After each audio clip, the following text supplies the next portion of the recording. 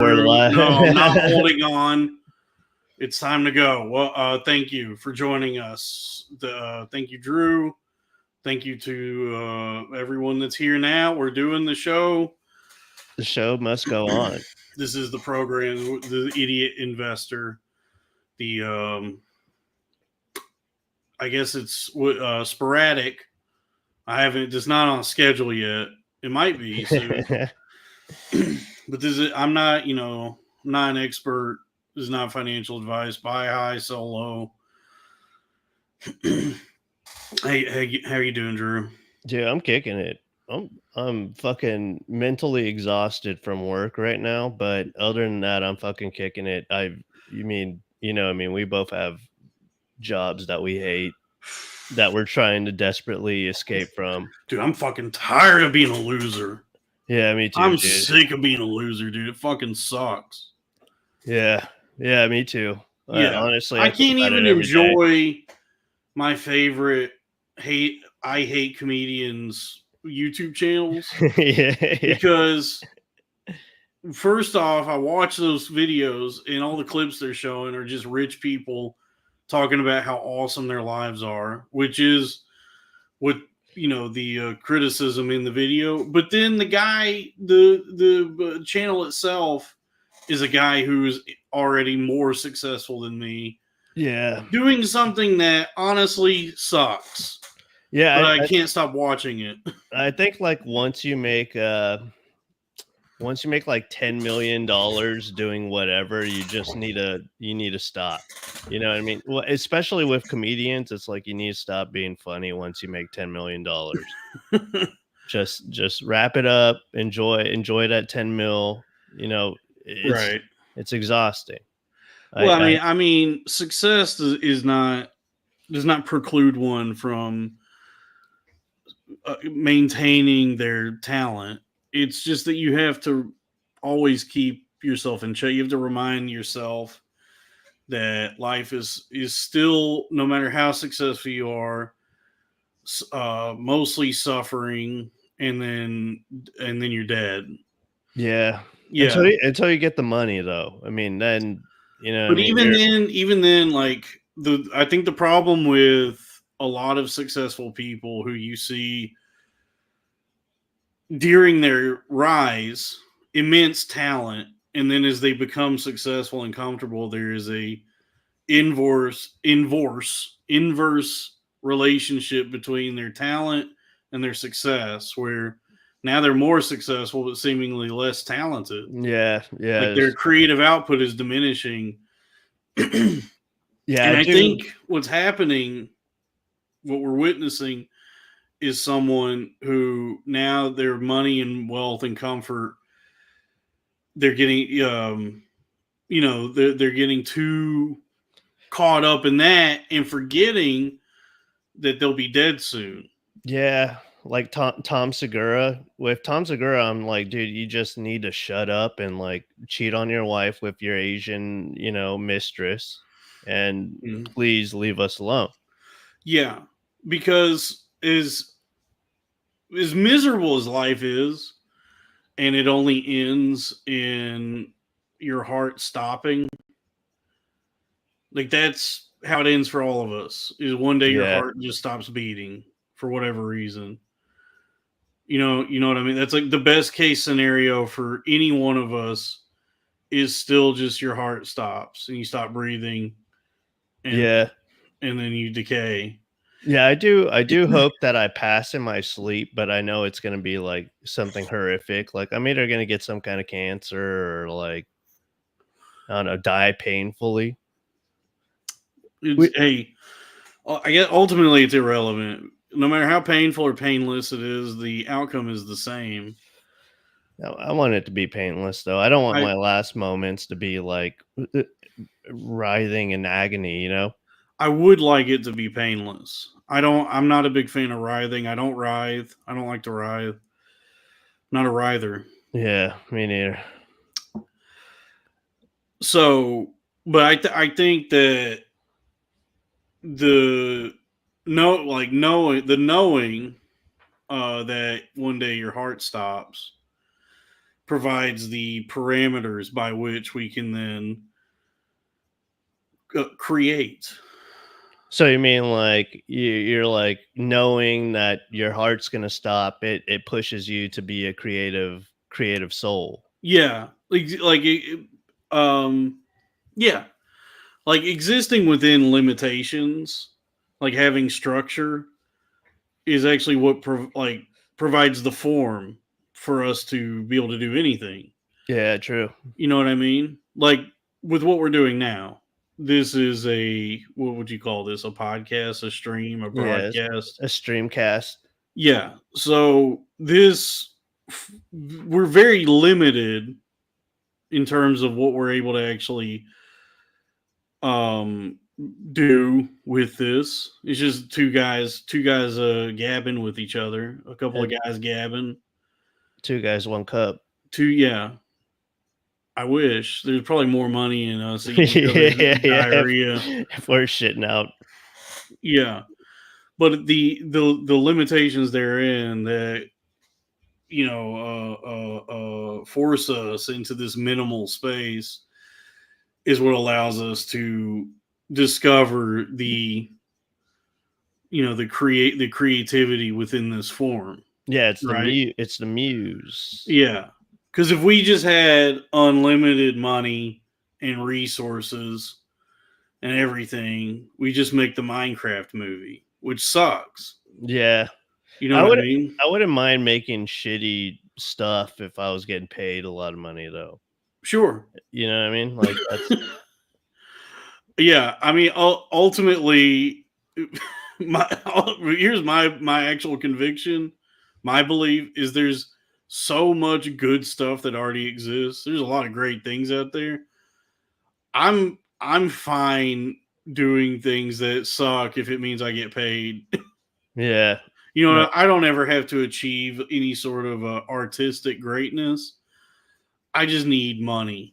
yeah. I don't want to be a fucking loser anymore. Selling out actually does rule when you think about it. Like selling Yeah. out is one of the coolest things that you can do. Yeah, because you and I, we both studied literature in college. We have English degrees, and there's this. We don't read anymore.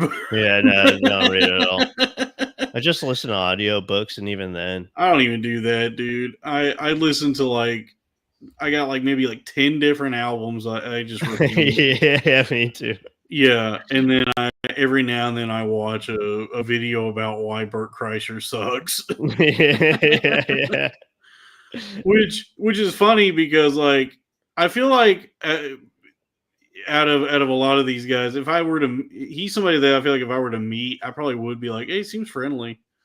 Yeah, I mean, he doesn't seem like a bad dude. It's just frustrating to see him like be an alcoholic, but also find insane success. Yeah, he just And reminds me of any guy I've met in my life, around that age, who got a lot of money, yeah, where they're just clueless. They're just a cluelessly rich and have lost any sort of perception about how anyone else lives their life. You know yeah, what I mean? yeah, yeah. He is kind of like out of touch now. It must rule though to be able to get up at like 10 a.m. each day, pour yourself a gin and tonic, and then just like be an alcoholic but rich. Like that really is my dream. That is. It must be awesome to know. Well, who knows what his nut is, but if you're smart with your money, which obviously the reason I'm doing this is because I'm not. Yeah, me too. The reason I'm doing the idiot investor is because I'm certainly not smart with my money. But it would be nice to know that to have enough success to be like, I work because I want to work, not because I have to. I don't ever actually have to worry about anything. Yeah, I've always wondered like what drives people to keep on doing shit after they make like like a sustainable amount of money for after their life, and then I guess if you have kids, like even be able to have money to pass on to your children. It's like what Well, keeps you going? I think what's not said there's certainly ego and drive and desire. There's like those things.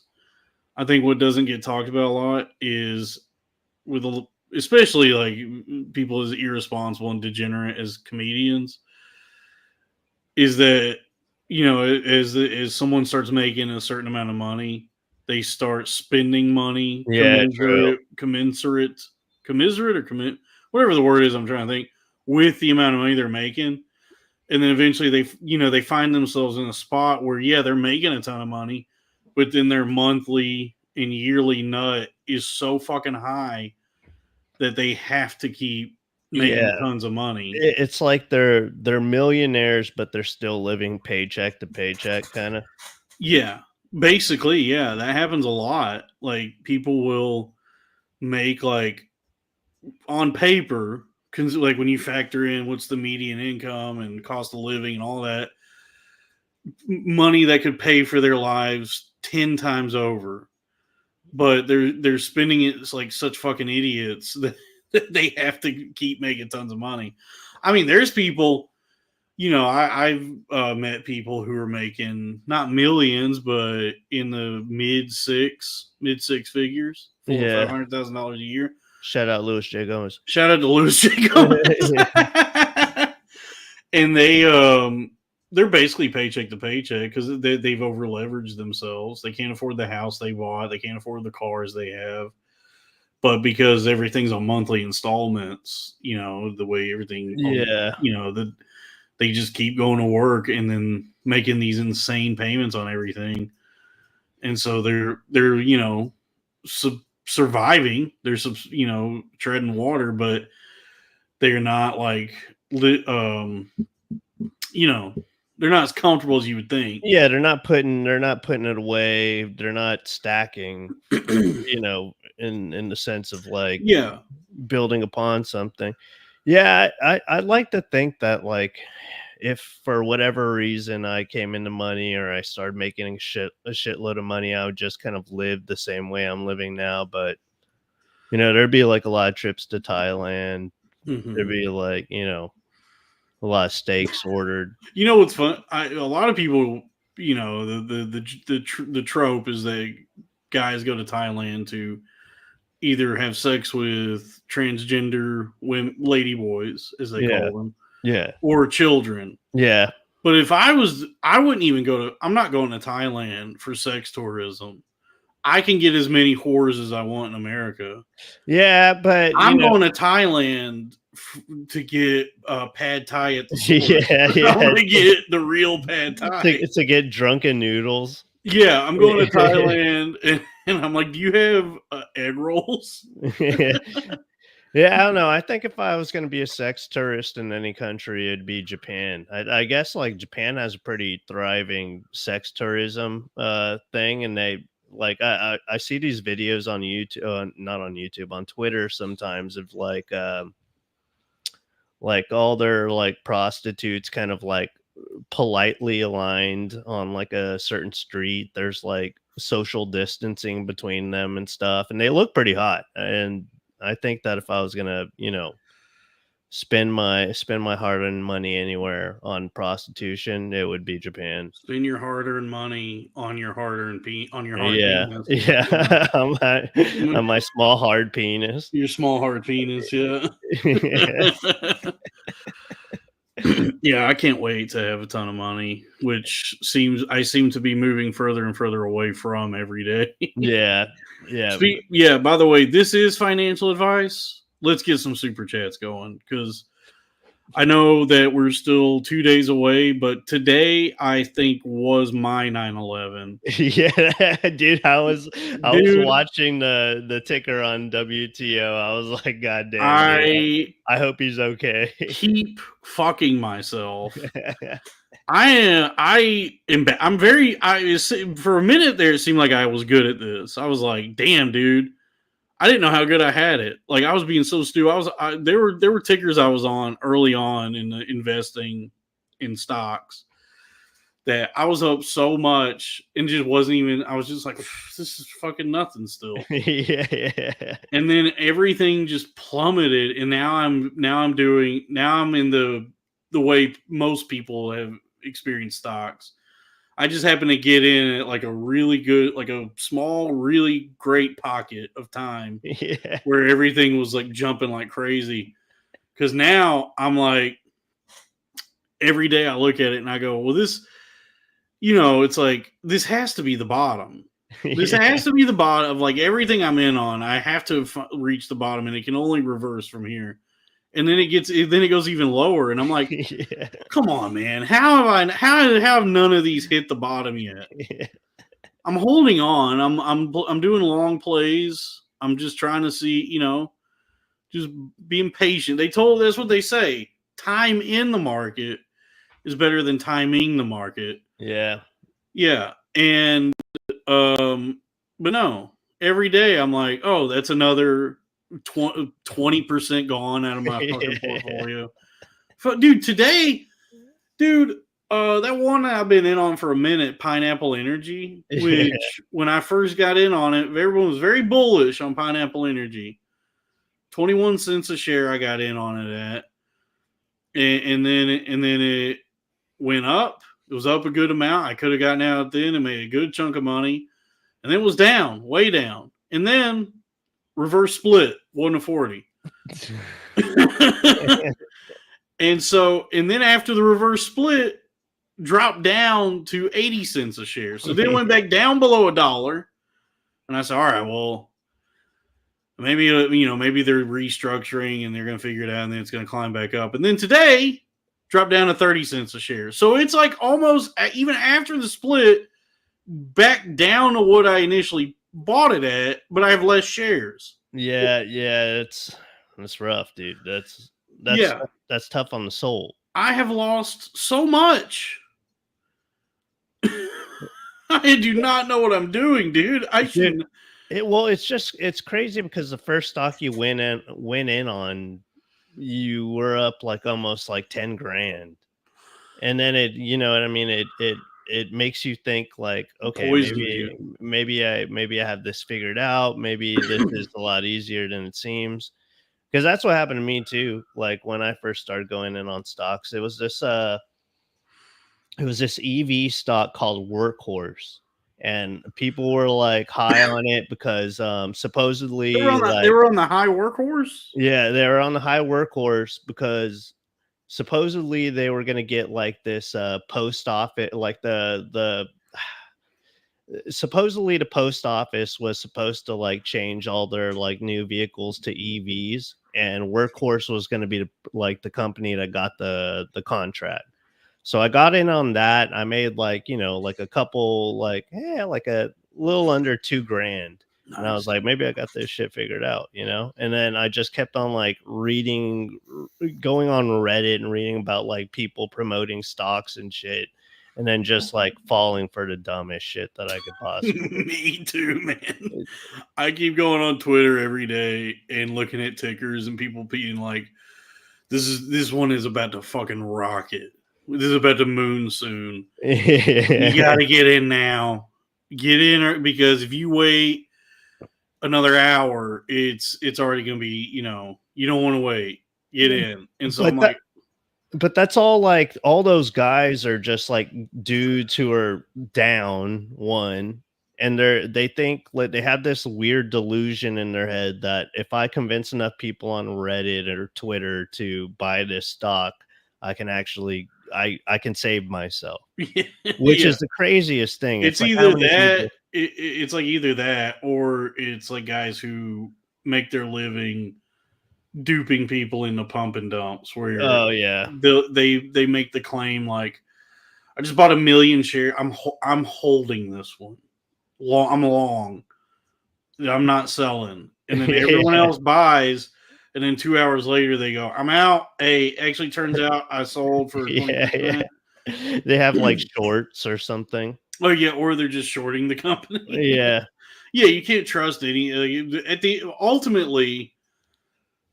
end of the day, ultimately, everyone involved in investing, as we think of it, aside from responsible boomer dad investing like IRAs and 401ks and like stock and like Ford and those Yeah. kinds of companies, but like the kind of investing that we're talking about, like stocks and crypto and all these different schemes that exist now, everyone involved in that is like some kind of degenerate Yeah. and schemer. They're all schemers, man. It's crazy. I actually think like the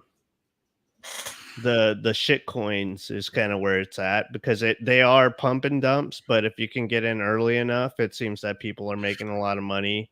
You know what Yeah, I mean? You because just it's still so unregulated that it seems like it's really easy to get in on some shitcoin schemes, and you're not subject to any like FINRA rules or yeah. whatever your brokerage is making you do. You could just like get it. You have to figure out how to actually do it. Yeah, I mean, it seems like every celebrity like is starting their own coin. Like not big celebrities, but like internet celebrities are Yeah, I mean, starting their own I saw the other day that Bob Odenkirk started a Sol coin. coin. I saw that he tweeted it was like $ Sol. Get But in on the Sol coin. but it's crazy because it's like it's obviously a pump and dump. It's just like can I get in early enough to get some of the pump before they dump it? Yeah. Did I Which tell you about the Abella Danger started ass coin? no, that's Yeah. She keeps tweeting it's like $ass. Have you bought ass today? that's sick. I Yeah, can get so in on it's that. a whole new. It's fun, dude. What's interesting is how you like. I guess when you've lived long enough, and read books and watched movies and you know begin to understand, like it's like Kamala herself said. You think you just fell off a coconut tree? Yeah. You exist in the context in which you live in all that came before you. You do start to see like how cyclical everything is, like how history just keeps repeating itself over and over again. And though it may be dressed up differently, it is all the same shit as before because it seems like nowadays with like meme stocks or just the way the stock market operates now completely and meme coins, crypto, all of it, it's just a new era of like schemes like this, Yeah. like 19th, like early 1900s deadwood con man flim flam schemes. Yeah. We need to find somebody that like can build like a blockchain or I mean I know nothing about crypto, but I don't somebody who can make us a coin and then we start our own pump and dump, even if it's only like 10 grand, you know what I mean? Yeah, I think that, you know, yeah, let's start scamming people. Let's do some crypto scams. we need to do some crypto scams and everybody that, follows the Billionaire Podcast Network, Ka-ching, bing, bing, bing, bing, bing. Did you fill her up? they'll be in on it. We'll all know, you know what I mean? We'll keep on doing these streams. Everybody will be in the know. And then one day we'll just send out like, like a like a tweet that's like a code word for we're about to dump this shit. And we'll all, make like 8 Yeah, grand or something like that. we'll do the rug pull. Yeah. I think that's the plan, honestly. I mean, the plan should be. Oh wait, what is this? Well, this is not a super chat, but I will read this. So MT911 wants to know stock you're holding and looking at. So I haven't been looking at too much because I'm already in on so many. I'm already down on so many things. I try not to like look at too many new things so that I do not succumb to temptation again. The gambler's gambit that will the you know what I mean, the one where you go, okay, maybe if I buy in on this one, Yeah. I'll make all my money back and make a little profit, and then because I keep doing that, and then I just lose more money. Yeah. I, So I'm trying to just like hold out on what I have and see like one of these has got to hit, one or two. I look at this website every day called it's Finviz FINVIZ.com, and they always post like the highest earners and the highest losers like each day. So you'll see certain stocks that go up like 100%, 200% each day, and they always end up being like biotechnology Yeah, companies. And what I've learned about this is that like a lot of like biotech companies stock value like rides off whether or not they get like FDA approval or not. So theoretically, you can just like buy a bunch of biotech stocks that haven't been FDA approved yet and hope for the best. And honestly, I yeah. think that's T like a T A N gamble. H. That's actually TANH is one I've been following a little bit. Which is let me pull that one up. I don't even want to look at the Robinhood app right now Yeah, because it shows me my yeah, portfolio. Which, it's so depressing. dude, I lost so much fucking money to it sucks, dude. But there's this one I've been like kind of paying attention to, Tantec Holdings. Um, It's biotech. is it? Wait, no. I thought this. No, this is Tantec Holdings Limited engages in the development and manufacture of bamboo-based charcoal products.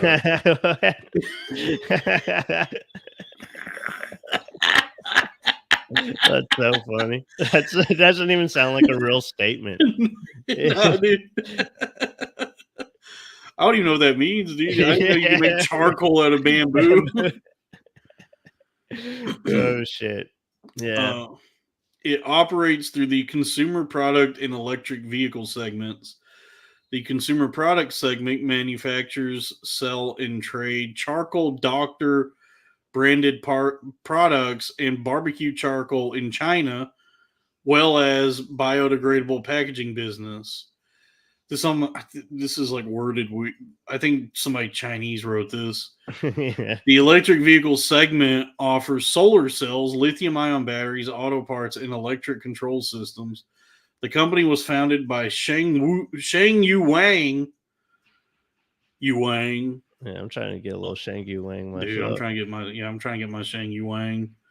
On November 19, 2010, is headquartered in Lishu, China. The listed name for TANH is Tantec Holdings Limited Common Shares.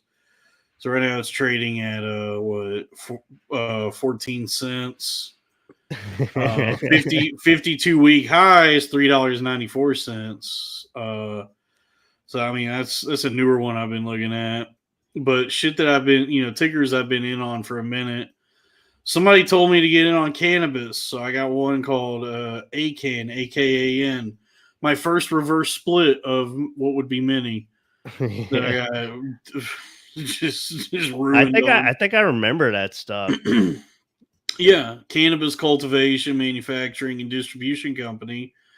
They grow weed. The company cultivates and processes natural cannabis at facilities in the Kingdom of Lesotho, Africa, and intend to supply medicinal grade cannabis biomass, cannabis flower, and cannabis concentrates to wholesalers.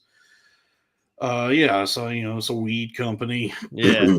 I don't know. I think African weed would be pretty good. It seems like fertile land, you know. Yes, it's the motherland. Yeah. Rest in peace, James Earl Jones. Yeah, rest in peace, man. Yeah, He was pretty fucking old though. I think he was he's like not 9. 93. Yeah, Yeah, yeah, yeah. It's actually surprising he was still alive. yeah. Oh, God's Node wants to know, when are you going to stop wasting your time with this BS, Dalton? I'm not wasting my time figuring it out. I'm learning. Yeah, I'm going to yeah. figure it out soon. We'll stop wasting our time when we're millionaires and Exactly. Yeah. we're getting pussy. There's your fucking answer when I'm a pussy getting millionaire. Yeah, Billionaire. I'm the first billionaire podcaster. There's yeah. your answer. It's not a waste of time, dude. I learn every day. I learn a little something every day. I'm in on most of my tickers that I'm in on. are like solar and Chinese scams Yeah, Chinese. and Chinese solar scams. Yeah. All the Chinese scams, all the Chinese pump and dumps. See, one of these days though, you're gonna catch it on the pump. Yeah, exactly. That's what I'm saying. God's no in the chat says it's never going to happen. Not with that attitude. Yeah, dude, you can't be thinking like that. You God's can, no. yeah. It's a year of magical thinking, which I think is a book about a baby that died or something. Yeah, what do you do, God's no? Do you just put your money in a savings account, get your 4% each year? Boo, Come on, boring. that's dumb. No, You might as well no. put that shit in scratchers. Exactly. This is the idiot investor. This is not financial advice, but we're all about Chinese stocks. Scratch off, Scams. scratch off lottery tickets, sports betting, Yeah, slot machines, dice games. dice. Yes, bubble craps. Um, what's another great investment opportunity? Um, there's got a pachinko, Yeah, bingo games. bingo. Go to the bingo Yeah, parlor. Yeah. This, this This is is how. this is get rich. This is get rich quick show. Yeah, Not like a, I mean, we're not making, yeah. We're not fucking. We're not here to talk about. We're not Dave Ramsey. We're not here to tell you how to. Oh, you should only eat beans and rice, save your money, and invest wisely. You should make a series of wildly impulsive and seemingly very irresponsible investments, one of which will pay off so well that it's all you'll you're make a gonna good. look like a genius. You're gonna look like you're gonna look like you knew exactly what you were doing the whole time. Yeah, this is a get rich quick, spend money on prostitutes, escorts. Actually, Yeah, we're gonna graduate from regular hookers to, like, escorts yeah, that charge, good penny. yeah. This is really upsetting. This God's note fella. He is not happy with what we're saying. Sorry, pal. Yeah. Hey, Hey, you're listening. you're tuned in. This is what we're about, dude. Because I mean, here, if you invest your money wisely, quote unquote wisely, right? Savings account, Roth IRA, 401k. What are you trying to do? Get a return on investment, which would be, I mean, it's lower. 10% a year. No, that's a lot. Maybe 2% each year, 2-3%. But you're trying to get more money than you initially put in. You know what I'm saying? So fundamentally, investing in crypto shit coins and dodgy Chinese stocks is attempting to achieve the same goal, just more money and on a much shorter timeline. Yeah, quicker and more money. Yeah. For instance, if you would have invested in Pepe coin 6 months ago, you would be up like 3,000% right now, Mm-hmm. which is nuts. Mm-hmm. Because That here's the plan. Here's the plan: is make like $400,000 on penny stocks, crypto coins, sports betting, whatever it may be. Make like 300-400 grand, and then once I have my foundation therein, take that money and then put it into savings and Roth IRA and all that.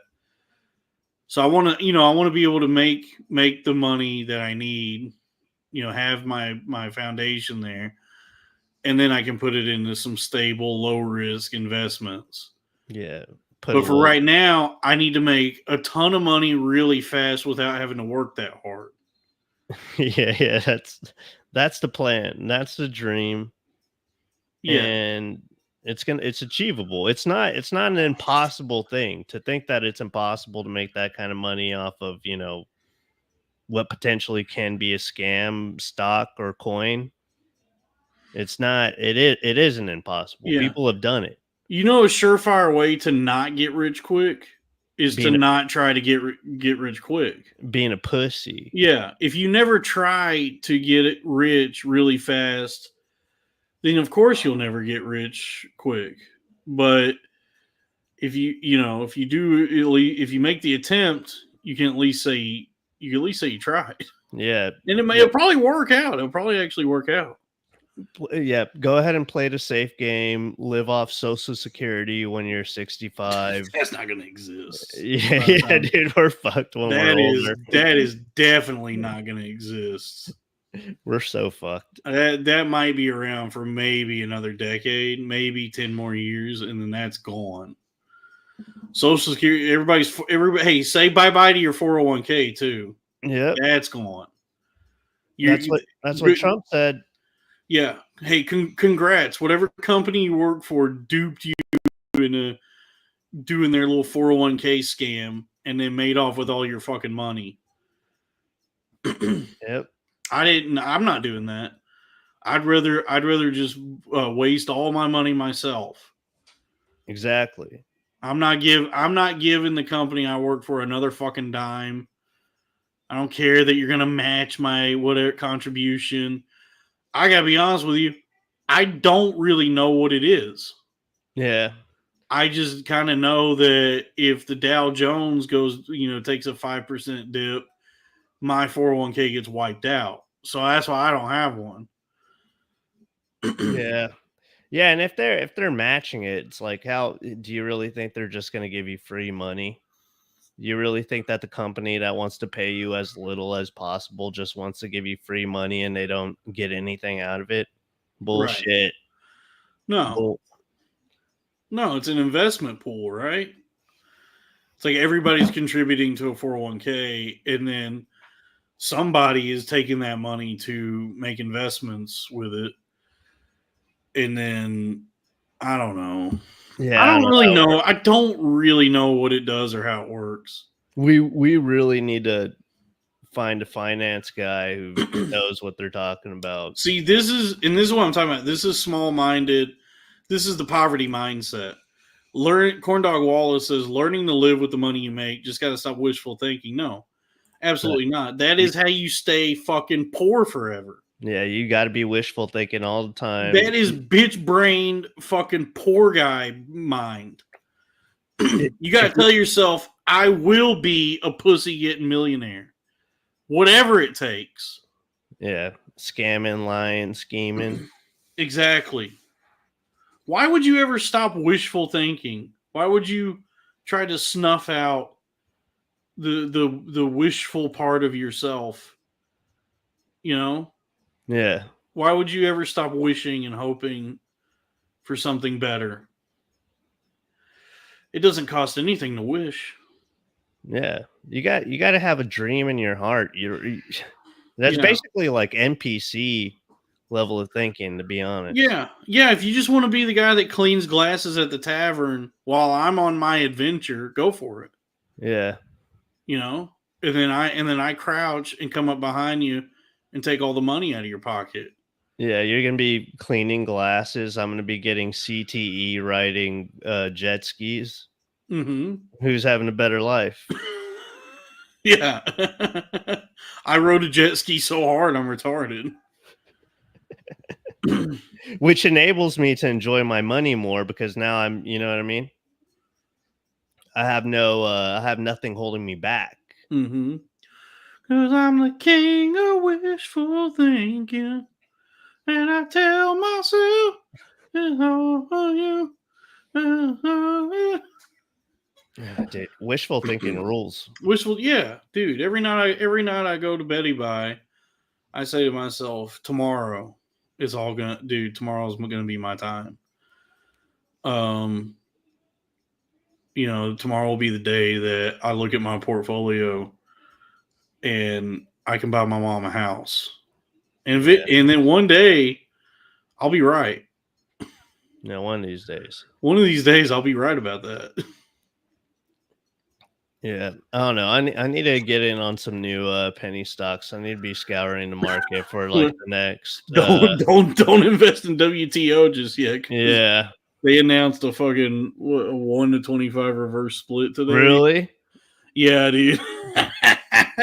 I looked at the app and I saw it. It just, it had one of those straight lines down, and I was like, something happened. All right, what's the news on this? So I searched the ticker on Twitter, and the news broke that the company, which they didn't even have to, because it had just, it like last week went under $1, so they have plenty of time to get it back over $1.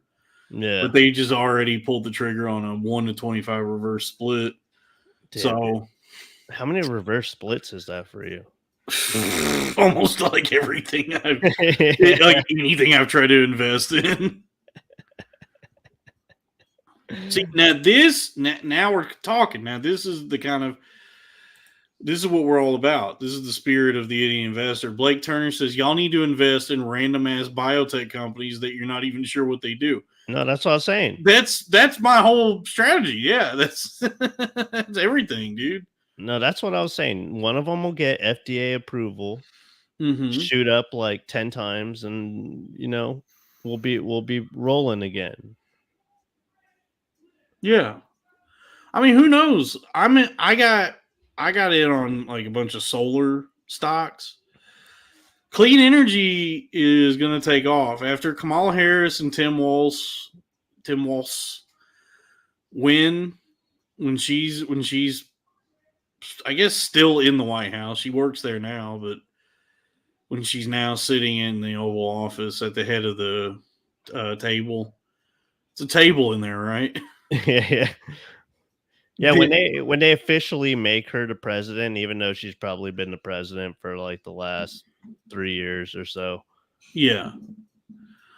Yeah, when they start implementing their plan for a new world order and forcing everyone to begin clean energy initiatives, then like not only will the demand for solar go up, is by necessity solar will now become a big commodity for everybody, because if you don't begin looking, if you don't begin making the switch to any sort of green energy, they'll put you in the gulag or the re-education camps, whatever the plan is for Kamala's communist America, Yeah. right?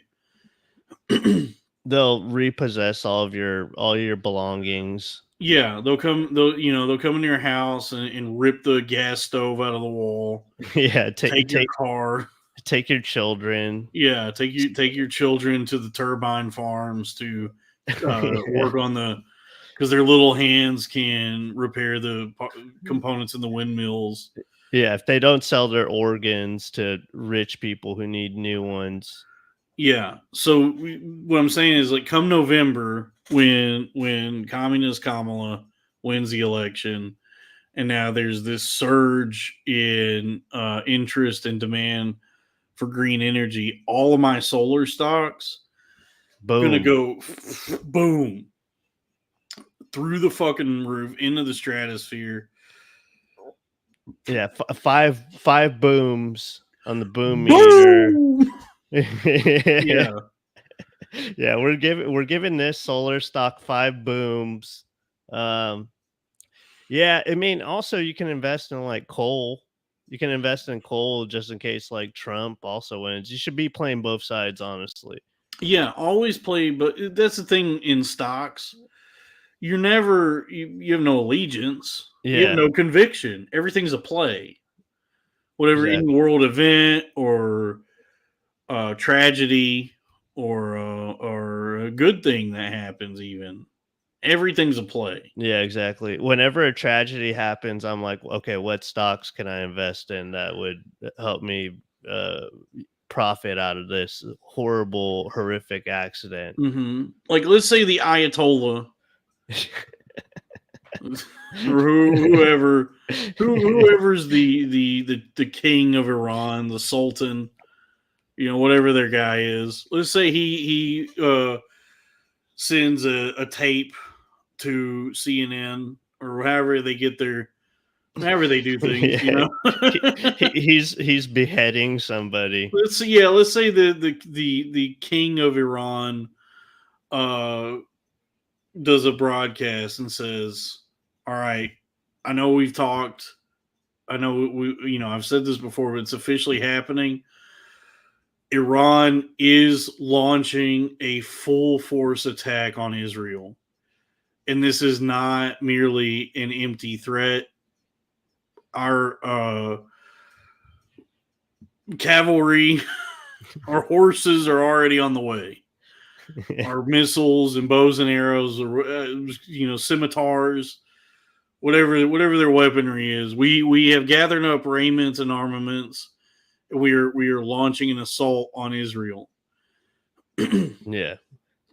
That's a play. Now it's time to invest in Northrop Grumman, Yeah, Raytheon. Whoever supplies the missiles for the Iron Dome, that's your guy. Yeah, exactly. Palantir. Yeah. Oh, speaking of which, Palantir was up like almost 14% today. I made a little bit, I'm up a little Nice. bit of money on that. See it's all plays because like ethically, morally, I don't agree with Palantir. I think Yeah. Peter Thiel seems like a pretty bad hombre. He seems evil. Yeah, he is pretty evil, man. But if I could get my bag, I'll get my bag. Yeah. You know what I'm saying? I'll invest in Palantir. Yeah. Let's say that there's like a second 9/11 and like some planes hit some tower or something like that, and then guys, they know they can't escape, so they're jumping out of the windows. Me personally, I'm like, is there a company that makes safety nets? Should I be investing in safety nets right now? And then Yeah, boom, that's a I saw play. that. I saw that thing that you commented on, that Larry Silverstein Lucky headline, Larry. Lucky Larry. But I saw that headline and it said Larry Silverstein said he's like going to build the final tower, and I Yeah. was like, what? Why does this sound like a threat? Like, Yeah.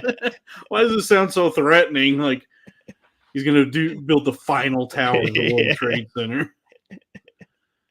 Damn, Lucky Larry's he I'm sure he made some plays of his own. Obviously he did, you know what I mean? He took out that Yeah, insurance July of policy. 2001. Yeah. Yeah, he made quite the play that year. Oh shit. But there, hey, 9/11 was a play for Lucky Larry. Yeah. That was a great investment strategy. Yeah. Buy the World Trade Center, take out a fucking, what was it, like a $10 billion insurance policy, Yeah, something like that. some crazy fucking astronomical insurance policy out on the That building. had terrorist attacks in the insurance policy Yeah, specifically. yeah, and then let 9/11 happen. Yeah. It's a great play. Who would have thought? And then call out of work on 9/11. Yeah, that's the thing. 9/11 shows us you never know what's going to happen in the market. Yeah. You never know which way things are going to go in the market. Oh shit. Yeah, man. Yeah, tragedies are great for the stock market. Oh, dude. Be looking for tragedies, be looking for anything, human suffering. Great for the stock market. Yeah. Yeah, there's a school shooting. Invest in, like pharmaceutical antidepressants. Yeah. Some sort of company is working on like a new, stronger Prozac. Yeah. Invest in like metal detectors. Yeah, yeah, or just invest in fucking guns, dude. Yeah. Just because it seems like with every school shooting, it only emboldens got people that like guns and the companies that make guns. At no point has any mass shooting ever been a deterrent Yeah, from people. It seems like it actually helps the industry. Yeah. Because like with Yep. every mass shooting, what ends up happening is the same conversation is had, which is the one faction of people that say, "Hey, so it's obviously, there is a component of this as mental illness, but shouldn't we do what we can to keep guns out of the hands of mentally ill people? And then the other portion of the population that goes, I'll be fucking goddamn if you're going to talk that commie bullshit in my country. Yeah, and then there's another portion of the population that are mentally ill people that are like, "I need to get a fucking gun." Yeah. So with every mass shooting, it's just we have the same conversation, and then nothing is done to mitigate mass shooting. Nothing is done to try and reduce mass shootings. It's just the same conversation that's had, and then the response by people, on the consumer level, is now there's a greater fear had by gun lovers that maybe someday they're going to try and restrict access to certain weapons. And so they go out. Now there's a run on guns. They go out and actually buy more weapons. Yeah, because they want to defend against the mass shootings. They're like, well, if I have more guns all the time, Yeah, I could possibly prevent one of these mass shootings. Then there's the guys who are like, if I had a gun, I could do a mass shooting of my own. Yeah, the only thing that can stop a bad guy with an AR-15 is a good guy with two AR-15s. and all the attachments and the hollow points. Yeah, damn, dude, mass shootings is good play. If the next time you see in the headlines that some 20-year-old who's never even held hands with a woman, which I think when I was 20 might have been me, has gone back to his high school to take revenge on people he didn't even go to school with. Start looking at tickers. Start looking at 6 Hour and Glock and all the company. Big Howard. Yeah. Damn. Yeah. Goddamn, dude. We need. I hate to say it, but another tragedy pops up. I'm on finviz.com. That is what all these people do. Like whenever there's like something bad, whenever something bad happens, I see all these stock guys on Twitter who are like, okay, so what, like the most recent one was like monkeypox was a big scare. So I just kept seeing every day, like, what's the monkeypox play? Ooh, here's the monkeypox theme. Here's the tickers for the monkeypox theme. That's not a bad idea. There's probably a biotech company that's working on a monkeypox vaccine right now as we speak. I think I saw one. I think it's Virax, which is a Mortal Kombat character, I think, right? Yeah, Virax Biolabs. Their ticker is VRAX. Let me see. Yeah, so August 14th and 15th. So August 14th it was trading at 172. Then the 15th it took a little bit of a dip. The 16th back up to 172. And then August 19th, $6.78 a share. That's crazy. And it's just probably because they're like, we're making a monkeypox vaccine. We're gonna save gay men. Yeah. And even now it's still up from where it was in the middle of August. It's trading at $3.20 a share right now. So, there's your, that's the one, that's a monkeypox theme right there. It's a monkeypox play. Is Virax Biolabs. Here's another one I'm in on. Ocean Power Technology. OPTT. The sea. The high seas. Dude, that was a play when I was first investing in stocks too. And they've been around for a minute. I think because they're like the maritime shipping company, right? It said, well, what does it say? Ocean Power Technologies Incorporated. All right, maybe it's engages in commercializing proprietary systems that generate electricity predominantly by harnessing the renewable energy of ocean waves. Oh, so it's the plot of Southland Tales. Yeah, that's what I was going to say. It's the Southland Tales. Yeah, it's Fluid Karma. Yeah.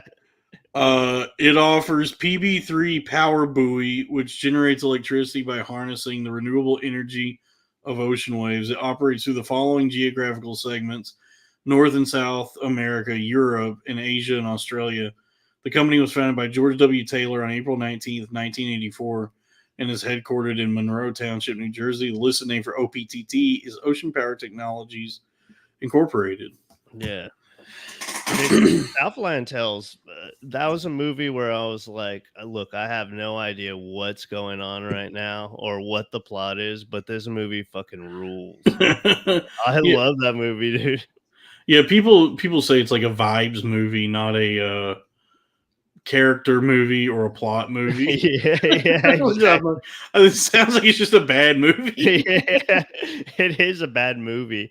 I think like what happened was the dude who made it, he like This he guy wrote. did Donnie Darko, right? Yeah, yeah, it's a guy who did Donnie Darko. He, like, wrote this, like he made, like, a graphic novel that I guess he was handing out to people at, like, the premiere or, wherever it was at, Cannes or whatever, and you basically had to read the graphic novel to understand anything that was going on in the Oh, so, movie. so it's like a Coheed movie. Yeah, yeah, exactly. Yeah.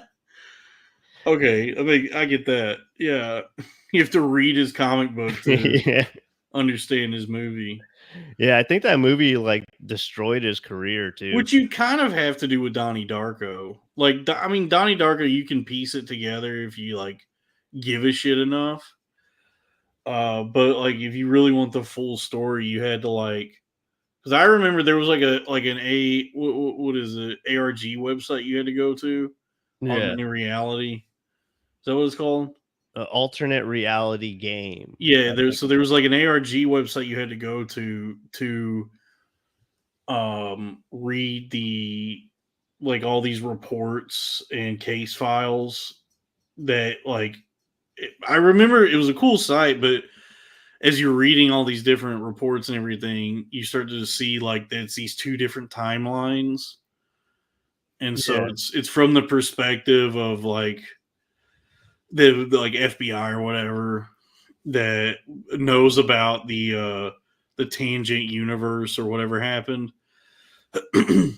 Yeah, yeah, it's so the original, like, theatric version, or is that what you call it? The original version that went to, like, theaters, it it didn't really explain it at all, but then he released the director's cut, which had, like, a bunch of added scenes where, I don't know if you remember, like, where it would, like, go through that book that was a part of the movie. Oh yeah, yeah, yeah. Which kind of explains it. So the director's cut actually kind of explains it in a way to where you're like, "Okay, so there's like an alternate reality and stuff." But Most of what I remember is Patrick Swayze was a pedophile. yeah, he had as it was referred to in the movie, the pedophile lair. Yeah, and I Or think no, I think it was like the kiddie porn dungeon. I because think I was like remember in the on the website in the movie, does he get caught ever?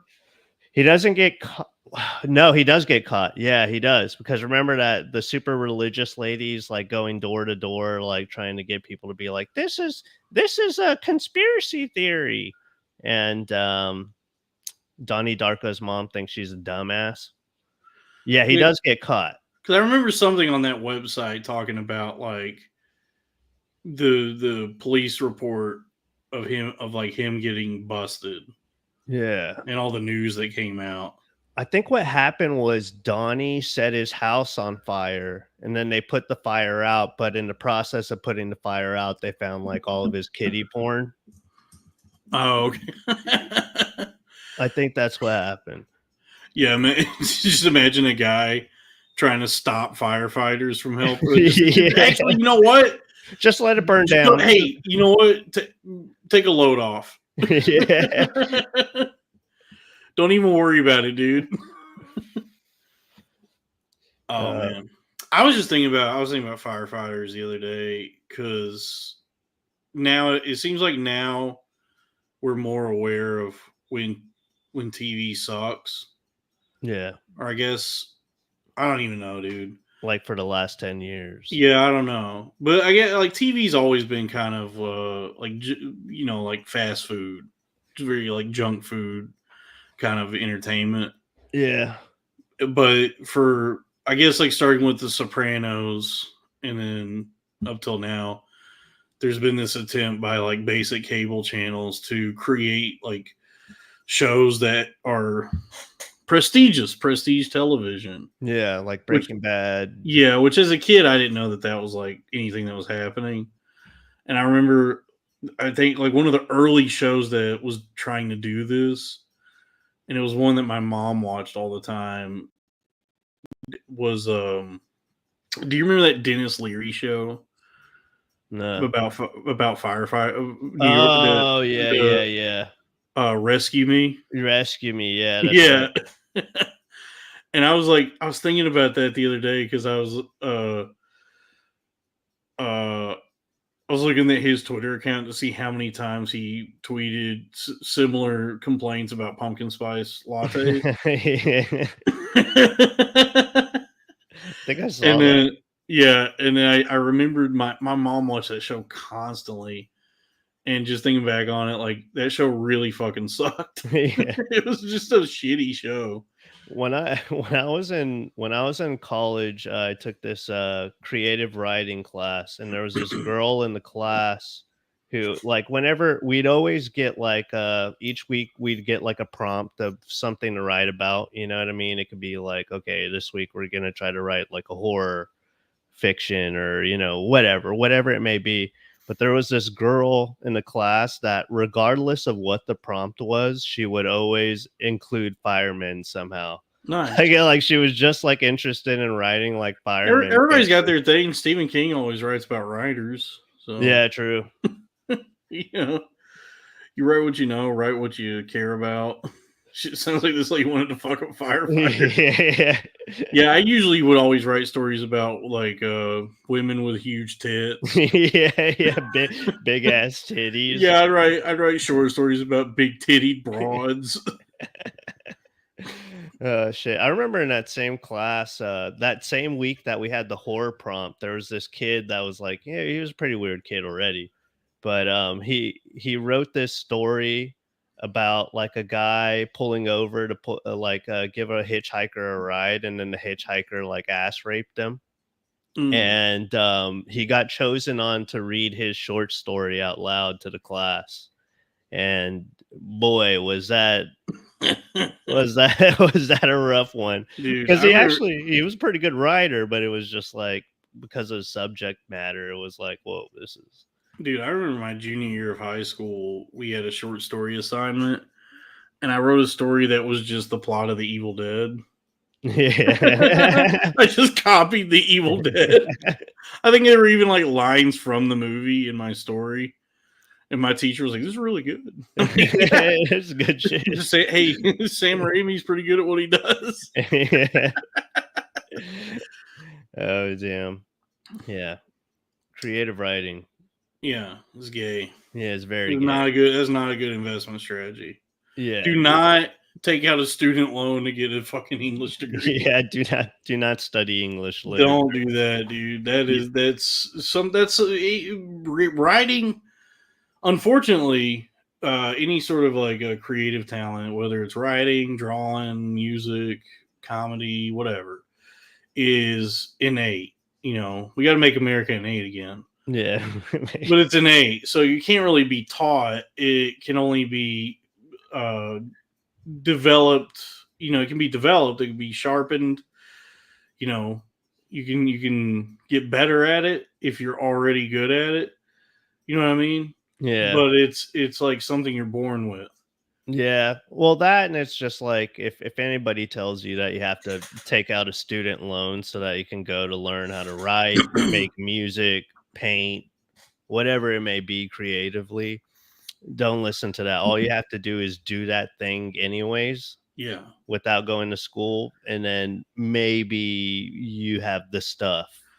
yeah, yeah. You just gotta throw enough shit at the wall and figure out what you're good at. Unfortunately, some people the only thing they're good at is like being a cashier at Dollar General. Yeah, We need those people. we do need those We people. actually may not need those people. I mean, Actually, I feel like most of anytime I've ever been in a Dollar General, it seems like there's nobody there anyway. yeah. But most of the time, I think it's like there are people who get stuck in those jobs that are like genuinely like, good law abiding people, but I think most of the times it's like the people who get stuck in those jobs for decades are like people who can't work any other job Oh because of yeah, yeah, because of of like course. criminal record or whatever. Speaking of, the seal has been broken. $2 super chat. Hell yeah. On from Pittsburgh. Boys, I start no caffeine tomorrow. Pray for me. Prayers Hey, up. prayers up, brother. You good luck because I did that for a few months. And then the second I had a cup of coffee again, I said, why did I ever stop drinking this? Yeah, I think caffeine would be one of the hardest things to quit. Dude, I Caffeine and went, vapes. yeah, I went like a few months without caffeine. And then one day I just had like a cup of instant coffee in that morning.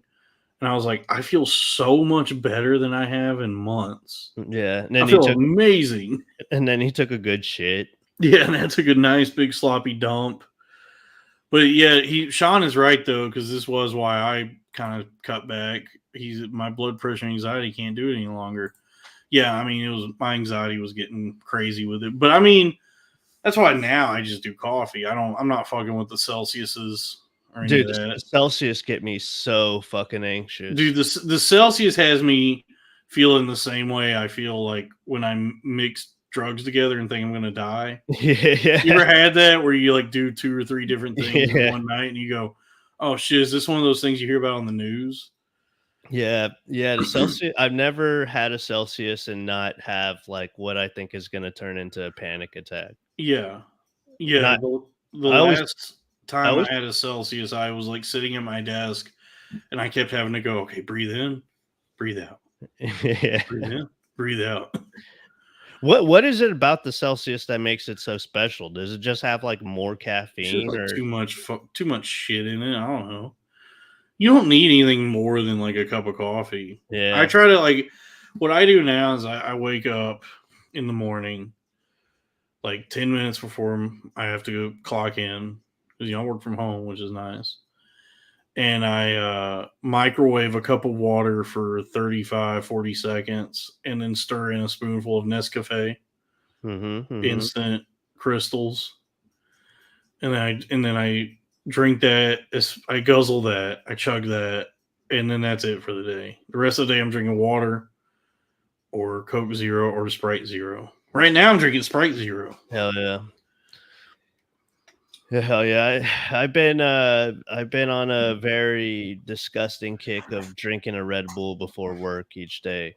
12 ounces, 12-ounce Red Bull, 350 on days where like I feel especially tired and like I want to kill myself, I'll drink a 16 ounce. Nice. Yeah, 16 ounces, $5 for some reason. It's a dollar and 50 jump from the 12 ounce to the 16 ounce. Yeah. The chat right now is concerned.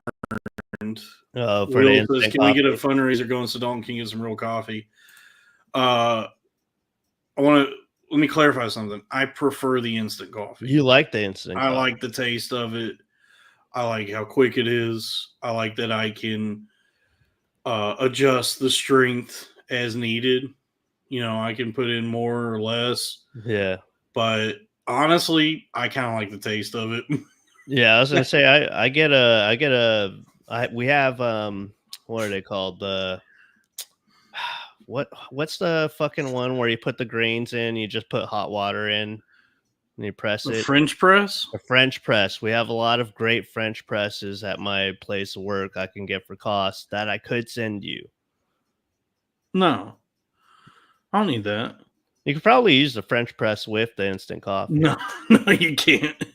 Have you ever had instant coffee? You just stir a spoonful of the coffee into water, right? Yeah, yeah. There's no need for a French press for instant coffee. It just dissolves. Yeah. I don't know. I still think you could use a good No, French because the whole press. point of a French press is to press the grounds down. Yeah. And yeah, why would you need that you? You would just be pushing a sieve through liquid. There's no grounds. So there's no need for it. Yeah, no, I'm too lazy for either. Yeah, you're spending what, $6 a day on Red Bull? Yeah. Drew, you probably would be maybe not rich, but at least have a nice nest egg if you'd stop buying Red Bull and ordering DoorDash. Yeah, no, honestly, I need to stop the DoorDash. It's so bad. Or But there's nothing around my apartment. or have your Red Bull delivered. Yeah, Do that.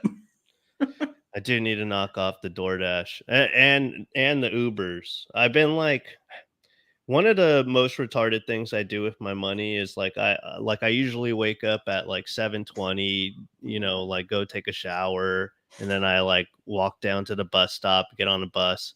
But every once in a while I'll wake up at 7:20 and I'm like, I got to go back to sleep for 40 more minutes. So I'll go back to sleep for 40 more minutes, and then I'll wake up, get ready, and I'll be like, okay, I have no time to catch the bus. So I'm going to take an Uber to work. That's you gotta 25. find you a work from home job, dude. Yeah. How much is the Uber? It's like $25 sometimes. Jesus, dude. So you don't even make. Where'd you go? What the hell? Where'd you go? I don't know. My camera just shut off for some reason. Hold on. Let me figure out what's going on. All right. Well, we'll just. I guess we're looking at your little Japanese efficiency. All right. I don't know why it turned off. That was weird. So you're spending $25 on an Uber. I'm gonna hazard a guess. You're starting your day by spending more than you make in an hour. No, that's not true. Really? Yeah, that's not true. You make more than 25 an hour? Yeah, I make 32 an hour. Wow. Yeah. That ain't bad money. It's not bad, but I do want to kill myself every single day that I go to work. What is that before taxes? That's times 52. You're making like almost 67 grand a year. That ain't bad. Yeah, and then I also make another $6,000 from my military disability check. Dude. Yeah, man. Yeah, I'm kicking. I'm doing. I'm kicking it. You're making enough to live comfortably with 3 roommates. Yeah, I'm. Yeah, exactly. Yeah, I'm trying to, because my base pay at my job is horrible because I work on commission, really, and I could be making 6 figures. I'm a 6-figure salesman. Mm-hmm. It's just like, I don't know. My job has like weird, like the commission is structured weirdly, because this month so far I've made the most revenue out of anyone on my team. Like I brought in the most money out of the like 10 people on my team. But because I haven't sold enough of a certain, like a specific product, like all my revenue has come in from like one product, but I haven't sold enough of a different kind, another product, that I guess like I'm not going to get as much commission as somebody who has like gotten less revenue but sold more units of. Oh, it's like commission based off of what you sell. Yeah, so I've been like I've been selling like crazy. I've been like closing so many calls and like big ticket items too. But because it's like I'm not hitting like all the like the products on the rubric or whatever their fucking goals are for me. I guess I'm not going to make as much money as somebody who maybe brought in less money but sold more of the products that they're asking us to sell. Yeah, well, let's just say it was like the mobile plans. Drew, I'm trying to be vague, but yeah, I'm not selling enough mobile plans. Yeah, I work for Boost Mobile. Yeah, because last month, or maybe it was a month before that, they had, for that month, I guess as a treat, reduced our goals. So that month, I almost made like $3 grand in commission. Hell yeah! And I was like, "What happened?" And I asked my boss, "I'm like, did I kill it this month?" And she was like, "No, we just reduced your goals for the month, so you got more commission. But then, like the next, moving forward, your goals are going to go up. And so, like, Damn. the next month, I only made like 1,700 in commission. That's still So, pretty good, dude. If I got a $1,700, you know, yeah, but my base pay is like so shitty that, you know, I don't know. it averages out to being like a normal. Yeah, it's not like that's why I need the super chats. Yep. Yeah, I mean, I guess like when you factor in, like I'm on the grind set, so I have all I have different revenue streams. I've got my job, my day job. I get my Twitter page. I get $35 from Twitter every 2 weeks, Yeah. which is, it's $11 for the membership. So I make what is that, Like $24? $24. Yeah. Yeah, so I make $24 on Twitter every 2 weeks. Um, and then I get my check from YouTube for this channel. I get the YouTube money from the Crowder Boys channel, and then I get paid the Patreon from Cornfed, Patreon from Crowder Boys. So I'm diversified in a lot of ways. Yeah. A lot of income streams. Yeah, and what balances everything out is my stock portfolio is also diversified. And each stock I'm invested in is losing money. Yeah. Yeah, some are losing more than others, but they're all worth less than when I initially paid for them. So that's how I balance everything. Yeah. That's how you motivate yourself to I'm make even more. motivated by my poor decision making Mm-hmm. and impulsivity. See, that's another like kind of thinking out of the box way of conceptualizing investing. How even investing in bad stocks and shit coins are still overall on a long enough timeline, you know, an investment that pays off in dividends, because as you lose tons of money, that's when your mind begins kicking into gear, and you start to begin to try to figure out ways that you can recoup your losses. What's the work I need to do now? Yeah. And you really start putting your nose to the grindstone and work harder than you ever have before, and not just harder but smarter. So you're working smarter in conjunction with working harder, and then on a long enough timeline, you make more money than you would have otherwise. Dot You dot dot, more money. Yeah, you make more money, you reinvest that into other stocks, and then, eventually it pays off. Yeah, because look at it this way.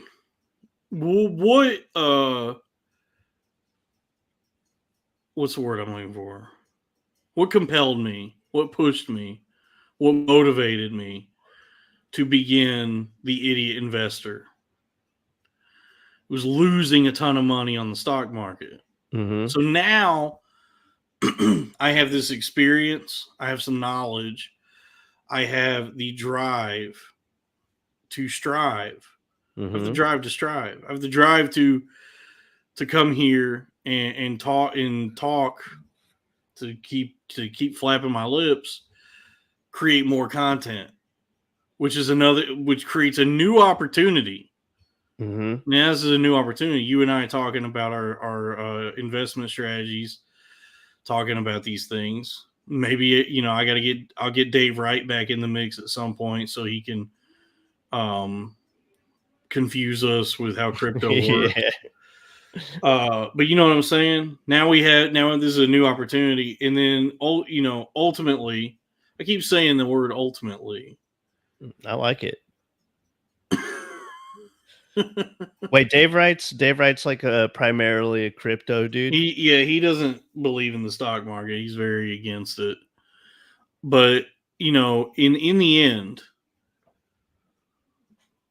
the real investment is in myself. I've invested in myself, and this, you know, this what I'm doing now, the Idiot Investor, corn fed Bible study, the crowd, all of it are more stable and more stable streams of income. Yeah. I have control over them. I am the proprietor, the You're a worker. CEO. Yeah, I am the means of production,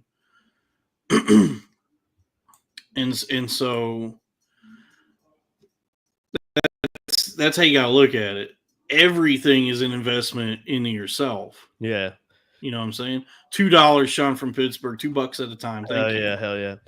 Yeah, I do look at you as like a business owner. Mm-hmm. Not like a small business owner either. I think of you as like, this is like a corporation. Yes, this is the Billionaire Podcast Network. Ka-ching, bing, bing, bing, bing, bing. Did you fill her up?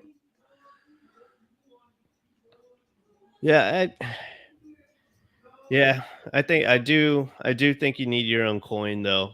I think you need your own coin. I think you need like NFTs. You know, Yeah, I think you could get in on that racket. yeah. Jesus, Yeah, it was crazy. did you hear that? Yeah, yeah. I don't know. Something fell. It sounded like a vending machine fell over. Yeah, I don't know what just happened. Um, but yeah. I'm tired of being a loser. Yeah, it's rough. It's rough stuff. Yeah, I've been on like Tinder like the last week, just like swiping and stuff, and most of the time, especially like since we're here in or I'm here in New York City, like I'll see these girls' profiles and I'll be like, this lady definitely makes more money than I do, which Yeah. is a very emasculating thing to come to grips with. But Hold on a second. I gotta go. I gotta go piss and figure out what fell down. Also, go ahead and plug something. yeah, Vamp a for little bit. sure. Plug something. I'll come back and we'll keep gabbing and maybe wrap this up soon. But let me go piss. All right, no worries. Um, all right. So definitely follow my Twitter at Drew Flores 69. I desperately need followers. My Twitter is pretty fucking embarrassing right now, to be completely honest with you. So if you aren't already following me, follow me. I will follow you back, and I will like all of your racist tweets that you do. 100%, 100%. I'll be doing that. Dork Court, that's a show I do with my homie Miguel Silva. Watch that. We're coming back October 1st, I believe. And that's going to be in Austin, Texas. And you can follow that at twitch.tv/like Kool-Aid or youtube.com/@dorkcourt. Um, I believe I can make the Austin one. I have to make sure that I can get it off from work because right now it's my busy season and I want to kill myself every single day that I clock in. Um, but it should be a blast. If I'm not there, we're going to have some homies that are down in Austin that are going to be there filling in for me. Check that out. It should be very cool. There's going to be a lot of very retarded people that you can make fun of. Also, that's what the show's about. It's kind of like an open mic that we film, and you're in the chat. People are going up and doing their sets, and then you call them gay, you call them, whatever you want to say, slurs. You can be racist. That's cool. We may or may not read it too. We read the best funny stuff that you say to them out loud. They feel embarrassed and they're like, why did I sign up to do this thing? And it's a great time. So that's coming up. Please check that out. That would be awesome. Other than that, keep on watching Dalton, keep on giving super chats, keep on, supporting the Billionaire Podcast Network because it rules. Dalton rules. And it's, we enjoy doing this stuff too. Yeah, I really don't. That was crazy. Whatever the fuck fell. it sounded like something huge and metal, and then before Dalton took off, it sounded like there was like a black lady in the background getting mad about something, which pretty funny. That's pretty funny stuff. Um, yeah, it was pretty wild. I don't know what was going on there. I really hope that Dalton's going to be okay and that he's in a safe environment. That's what I have to say about that. Um, yeah, he's kind of making me want to get in on more of these like penny stocks too. I went in on the first one with him and I made $800. That was pretty great. And then I lost about $500 going in on more of the stocks that he was talking about. And then I got out because I'm pussy. I'm a pussy. I've learned my lesson from COVID about investing in stocks. But I don't know. I don't know. I've been buying like scratchers and shit. I've been betting on sports. That's more my wheelhouse with, try and lose money and shit. Everything Hello. good? It was a gunshot. It was a gunshot? Yeah. There's somebody killed a possum. Dude, possums are crazy, Yeah, man. I live in this box car right now. Yeah.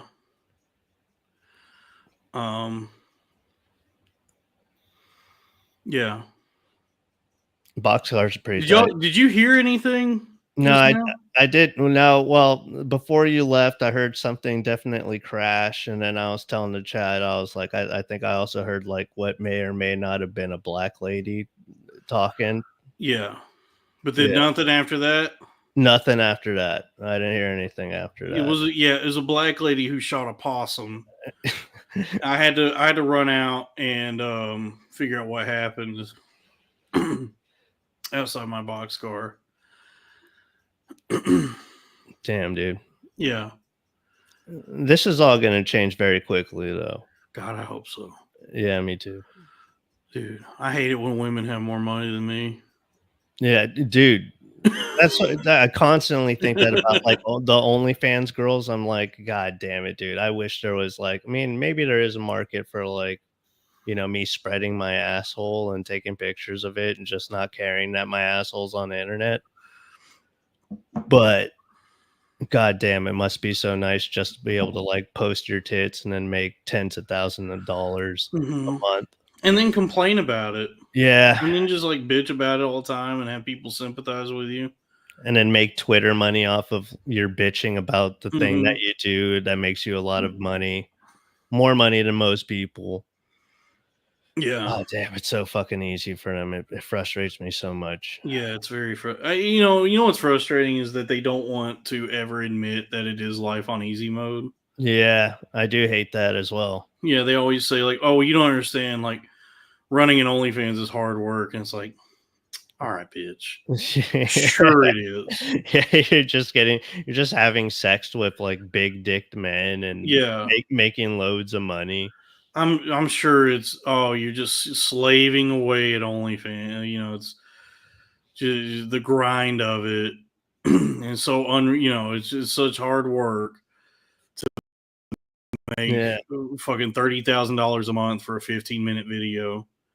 Yeah, not even that sometimes. Videos are 15 minutes, they're probably, Yeah, like, 3 minutes. yeah. Because I mean, fucking try doing anything that I do. And even 15 minutes, that's 30 grand for 15 minutes of work. Yeah, because I mean, dude, That's sex? like we had Femoid on the show. She's an OnlyFans girl, and she can't even do this. Like she's so Yeah. fucking stupid and bad at just like talking. It's like, yeah, fucking try doing anything that's not just showing your cooter to the world. Yeah. You think you have fucking it's hard work for you because you're retarded. Like Yeah. you think it's hard work because you're a fucking idiot and nothing's ever been asked of you beyond just showing off your body. Yeah. That is crazy. That is a crazy, situation to be in that's profitable, but that you also wanna complain about because you don't think people respect you, which they don't. They don't, no. but you're unwilling to accept that. You're unwilling to Yeah. accept that you do something that's unrespectable. What do you want to have? A little bit of money and lots of respect, or tons of money and no respect? Yeah, just take the no respect. Take Just be I like, Give me the fucking money. All I don't need your goddamn respect. Give me the fucking money. I wanna meet the one OnlyFans girl who's like, "Yeah, it's crazy that people give me money and that I do maybe an hour of work each day." That's And what I'm saying. Show some goddamn gratitude, bitch. This is why people are so fucking mad at e-whores. Is they have everything on easy street. They get yeah, to make fucking unfathomable amounts of money. Not even doing professional porn. It's yeah, not even it's not even done up nice. It's like amateur, and they get to make like 30 grand a month, and then they just do nothing but fucking bitch, moan, piss, gripe, and complain.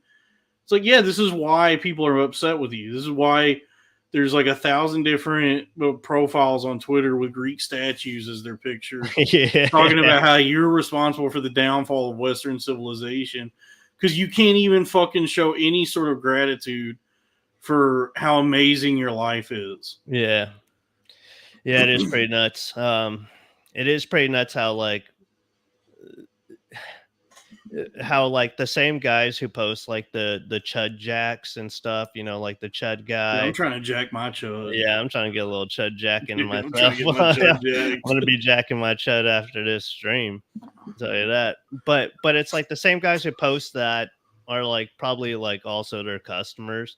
It's a very like depressing cycle of what goes on with OnlyFans because it's like girls who are just basically like whores, and then also like the loneliest like guys who, damn, you do look like the Rizzler right now, dude.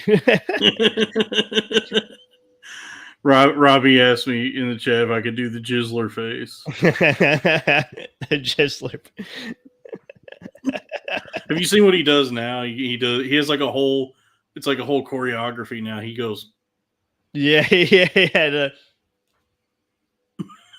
Dude, Yeah. he has it down, man. I'm excited for the Rizzler's future, honestly. The Rizzler is going to be the first like 13-year-old billionaire. Yeah. Dude, by the time he's in middle school, he's honestly like, why does he even have to keep going to school at all? Dude, it is pretty like I wonder what it's like going to school for him now because I feel like he's been out of school since he's achieved this level of popularity. And now he's gonna go back to school. He's gonna be like the fucking king, you know? That shit's Oh, nuts, dude. That's crazy. yeah. It's gotta be like, I guess, because there's been child actors before. There's been like kids that are like famous on some Disney Channel shit that I guess still go to school or whatever. Yeah. But to be internet famous and have to go, because I feel like he's reaching way more people than anyone that was on Wizards of Yeah. Waverly Place. Yeah, he's fucking burying that guy from that Bruce Willis movie, The Kid. Yeah, Remember that? yeah, yeah. I don't know how any of that works. I like the fact that Barron Trump is just like going to NYU. I'm Yeah. like, how does that even work? Yeah. Does like the Secret Service have to go to class with him? I think they do actually. Really? Yeah.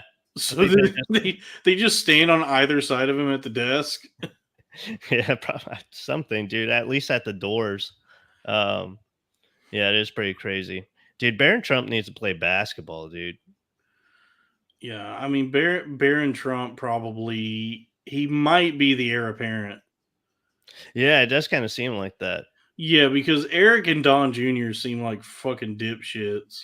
Yeah, Eric and Don Jr. seem like Trump's employees more than they seem like his children, whereas like Ivanka and Barron seem like Donald seems to very much love them and actually treat them like his children. Yeah, he seems to have more like plans for them, like his in his schemes. I think he has more of a plan for Barron Trump. Yeah, I think he likes them more because like those are his kids from like his like hotter wife and ex-wife. Um I think that's how he like levels out how he cares about his children is like who came from the hotter wife, Yeah, you know? maybe, or just like who is not embarrassing. Yeah, yeah. Because anytime Eric and Donnie Jr. are on TV, they're just even for Trumps, really embarrassing. Yeah. Yeah, yeah, Baron does rule. I do like Baron a Baron lot. does seem cool. I'd like, dude. I wish I could be in NYU right now. I would Yeah. love to be friends with Baron Trump.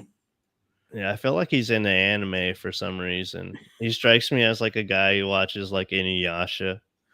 Maybe I know. I heard that he's the kid that is like getting in Donald's ear to tell him like which podcasts to go Yeah, on. yeah. He was the one that told him to go do Theo Von show. Dude, that's how you're gonna come up. You're gonna somehow, you know, corn-fed, the Crowder Boys is gonna come to Baron's attention, and he's gonna be like, "Okay." You know what my favorite part of that interview was? By the way, that would be tight if I could get Donald on the show. My friend Don. Friend of the show, Friend of the Donald show, Trump. Don. Yeah, Donnie. You know my favorite part of that interview that Theo did with Donald Trump was this quick moment where Theo was like, "Yeah, man, we just had Bernie Sanders on the show," and Donald Trump goes, "Interesting." That was like that was the best moment in that whole interview. Oh, damn, dude. Yeah, he's been tearing it up on the podcast world. Yeah, he knows how to endear himself to the people. I don't know. I still don't know if he has a shot at winning, but he certainly is making more of an effort to reach the public than Kamala is. Yeah, I don't know. I like this isn't like a I think everybody sucks, but I do think that the polls lie when they say Kamala's ahead of him. I don't think that's true at all. I think that I mean, it's all rigged, you know. yeah, I'd say any rigging aside, if it was just up to the people, I think that Donald Trump would win. Is going to win this election, Yeah, but I who don't know. knows? It's anyone's game. Who gives a shit? They don't care about us no matter what. Yeah, I'm for whoever's going to pump these penny stocks. I'll tell you that much. Yeah, who's gonna help me make my money back and maybe even a little profit? Yeah. Yeah. Oh shit. Yeah, I mean, we'll see. I hope I get good commission at work this month. Yeah, you've I'm been I'm just, dude. I shouldn't have to work. I'm too talented. yeah. Or rather, the work I do should be like, like an hour a week. Yeah, like administrative and then you don't actually have to do anything. You just kind of show face. Yeah. Or I'm just like I shouldn't even have to. I shouldn't have to work for anybody. I should just be like, podcasting and maybe doing some stand up, doing a little bit of I don't Yeah. know, maybe make a sketch every like quarter. Yeah, maybe like some public speaking events, some like book signings. That's the move, dude. Be a public speaker, not a stand up comedian. Be like a Fran Lebowitz, Yeah. where I guess she doesn't respect stand up, but also is too lazy to actually write anything. Yeah. So she goes on speaking tours and is like, I do public speaking events. Yeah. Yeah, they're making bank. I think it's like Hillary makes like $100,000 a pop each time she goes to maybe more actually. I may be It's getting that. it's crazy how much money there is in just fucking talking. Yeah. Just showing face. I think about that a lot. Like if you could just like, I guess you don't even have to be that good at talking. Like if you're just bold enough to fucking do it in front of people, you make more money than like any doctor. Yeah. Yeah. Yeah, it's pretty nuts. What is this? Robbie wants us to react to Russell Brand praying. Okay. Dude, by the way, the money might be in reactions because, Yeah. dude, I did corn-fed Bible study on Saturday, and at a certain point, it just turned into me watching music videos. Yeah. And people were just throwing money at me, and I'm like, "Why are you thank you, but also, why are you giving me so much money to just watch me watch music videos. Well, it's like the incentive is like they give you a super chat to react to their specific thing, and then they get to see you react to their thing. It makes sense, honestly. It makes a lot of sense. Yeah, just to watch me, as Robbie put it, to do Beavis and Butthead without any commentary. It's just Beavis and Butthead just watch the video. Wait, you were like, oh yeah, because it was like songs. You're just literally sitting there. Yeah, because I am actually just like enjoying the music. I'm just like listening to the music, so I'm like, this is cool. Some of the stuff that people asked for sucked, but most of the time I'm like, nice, dude. Yeah, that's gonna happen. What is this? Tucker Carlson asks Russell Brand. Let's see. I'm trying to find an actual Jesus, dude. This is like an hour and a half. Whatever they did was like an hour and a half. Yeah, I've only seen the screenshot of Russell Brand down on his knees, and then like Tucker Carlson being like having his head down a little bit. Yeah, I guess I need to. Oh Jesus! When does he pray? Tucker Carlson's got a little bow tie on. Oh, I'm looking for the prayer. Jeez, dude, this is so. I can't believe this is an hour and a half. Who was interviewing who? I guess Tucker Carlson's interviewing Russell Brand. Yeah, Russell Brand becoming like a right-wing guy. I never would have saw that coming, to be honest. I mean, the second the allegations happened, I was like, well, here comes the pivot. Yeah. What? I think he was doing it before the allegations, though. Well, he was trying to figure out his grift because Hollywood realized that he sucks. Yeah. And so he had to try. He was getting into like weird, like guru type, getting into some like guru stuff, like spirituality, and then he started becoming like a like British Alex Jones kind of thing. Yeah. And now he's like full Christian conservative. Okay, I think this is it. I've never asked this before. We haven't talked about this, and I mean this in the most open possible way. Not everyone's going to share your beliefs or my beliefs, but would you close in prayer? Oh yeah, all right. He was waiting for that. Well, I call on the name of the Lord Jesus Christ, our heavenly Savior. Lord, I humbly in this great congregation in Phoenix, Arizona. The Biden administration Rico helped a lot.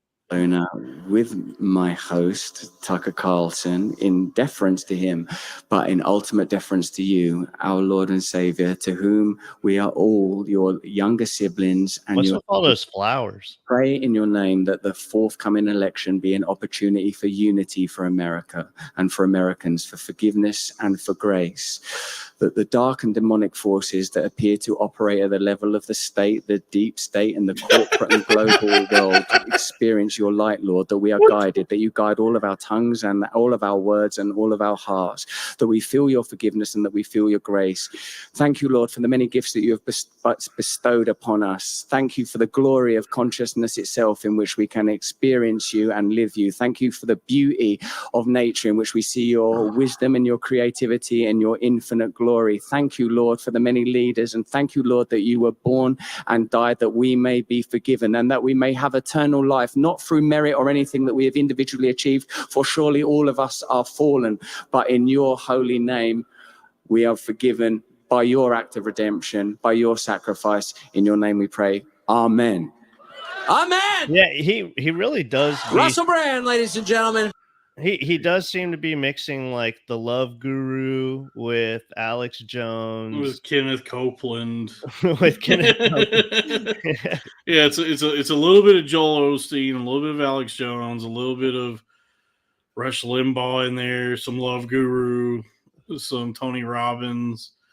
It's a big stew of different kinds of grifts and schemes that Russell Brand is trying out. Was the Love Guru a grifter? I never watched the Love Guru. No, the in the movie, the Love Guru is like, he's legit. I think he's legit, but also kind of a grifter. he's always promoting something. He got like a book or a shirt, but he is like actually trying to like do the right thing and help people. It's a it's a complex movie. Mariska Hargitay. Dude, that was painful to watch. Yeah, that was a very seemingly insincere prayer. Yeah, they definitely had that plan from the He get-go. seemed way too excited to do it. Yeah. He was like, "Oh, I've been waiting for this." Yeah, I didn't like how he was barefoot. I didn't like that. Put some shoes on. Also, were his toenails painted? I didn't see I that. think his toenails painted. I don't like the barefoot. His whole deal is disgusting. He is a truly contemptible person. Yeah. Yeah.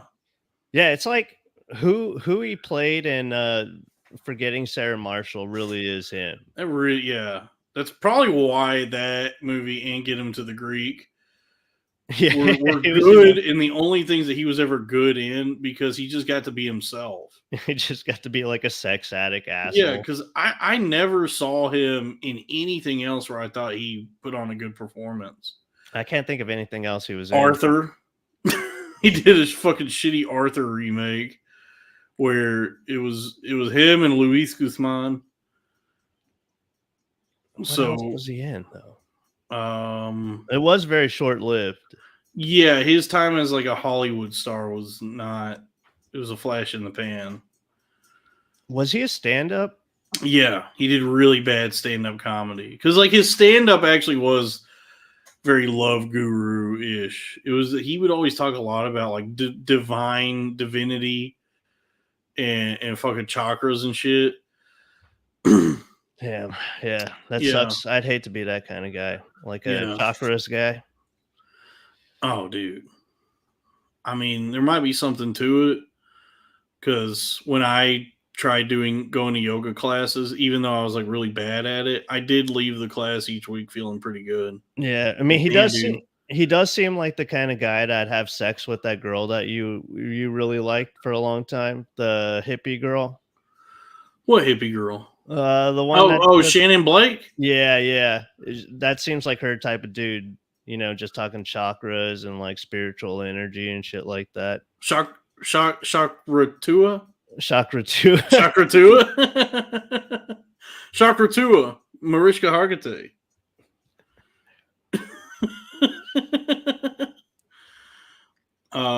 Yeah, Robbie makes a good point. Robbie said, I like that he translated his talking fast gimmick into prayer. Yeah, the way he talks is just that, like talking fast and then trying to use as many like 10-cent words as possible. Yeah, all the what is it called? All the purple all the buzzwords for spirituality. He uses like a lot of silver dollar words, which that's always like a great indicator of someone who's trying to seem smart or like trying to seem thoughtful who maybe isn't. Yeah, like someone who's like just like has been like has this big vocabulary, this like Rolodex of words they're trying to dip into, but maybe because I feel like words are fun, vocabulary words are fun, but you can always tell when someone's speaking or writing when the words they're using are like their actual personality and when it's like contrived. Yeah, you know what I mean. Yeah, I think that whole prayer bit was definitely pre-planned. He didn't sell it. You know what I mean? He didn't sell it as something off the cuff. No, it seemed very rehearsed. Yeah. Yeah, because I lead a prayer at the end of every Bible study, and I'm always like pretty nervous, and I stumble through it because I never know what to say. I know talking to God is very daunting. Yeah, talking to God's, it makes me a little nervous sometimes. It makes me nervous. Yeah, that's a big man upstairs. Yeah, you want to like get some bits in there too. Yeah, well, I like to think that God has a sense of humor. Yeah. Yeah, God. Yeah, I do like to think that God has a sense of humor too, and I also think like you know, if he was on this stream with us right now, He would give me a super chat. Yeah, he'd give you a super chat. He'd also be killing it. Mm-hmm. Yeah, dude. But I my takeaway from what we just saw is that grifting is stronger than ever. Yeah. I cannot believe how many people are falling for this. Tucker Carlson's whole act that he's putting on Russell Brand, all these fucking people. I'm like, how are people still getting duped into this horse shit? You would think, like, after all the years of grifting that's existed in all its forms, televangelists, right wing pundits, snake oil, all the different kinds of snake oil salesmen, that you would see the pivot that's happened with Tucker Carlson and with Russell Brand, guys like that, and that they would be laughed out of any fucking room they walked into. And yet, no, they're being embraced and actually becoming more relevant and popular than they've ever been. Well, I think it's just like we've entered this time of just wanting somebody high profile to say the thing that you agree with. You know what I mean? And getting satisfaction out of that. So it doesn't matter as long as it's somebody with any kind of clout, with any kind of, you know, celebrity or whatever it may be. As long as they're saying the thing that you want to agree with, that your enemies or whatever side you're against would hate to hear, then you're going to promote that guy because they're on your team. That's the ultimate. That's probably the best investment strategy. Grifting. Yeah, grifting that's where you're going to great. That's where you're going to make most of your money is grifting. Yeah, even on a small scale, sign up for Twitter Premium or X, whatever the fuck it is. Yeah, the check mark. Post racist memes. Start posting like racist memes. Post a picture of Hitler and say I think he deserves an apology. Yeah. Call him Uncle Adolf. Yeah, start posting about how like Haitians want to eat geese. yeah. Or whatever's going cats. On. And cats and fucking squirrels and shit. Start posting about how say something like, I'm going to get citizenship in Mexico and then cross the border into America so that I can get $10,000 a month from the government like all the other immigrants. Yeah. Just start doing, just like copy everyone else's bits and hot takes. You know, make sure your account is monetized or that you have the premium. Then you just keep posting like right-wing talking points. Yeah. So you can get monetized. And then eventually, because the site is now more skewed that way, is more in favor of those of like right-wing, almost fascist, sort of like conservative accounts. In no time, you'll have like 40, 50, 60,000 followers. And then you can make like $2,000 a month just copying memes. Yeah. And then you can also be on, you know, like welfare during that time too, because you technically don't have a job. Yeah. Because I mean, I'm talented.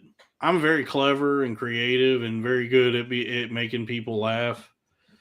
I'm on Twitter. I'm in the Twitter mines every day coming up with content. And I struggle to get a new 100 followers.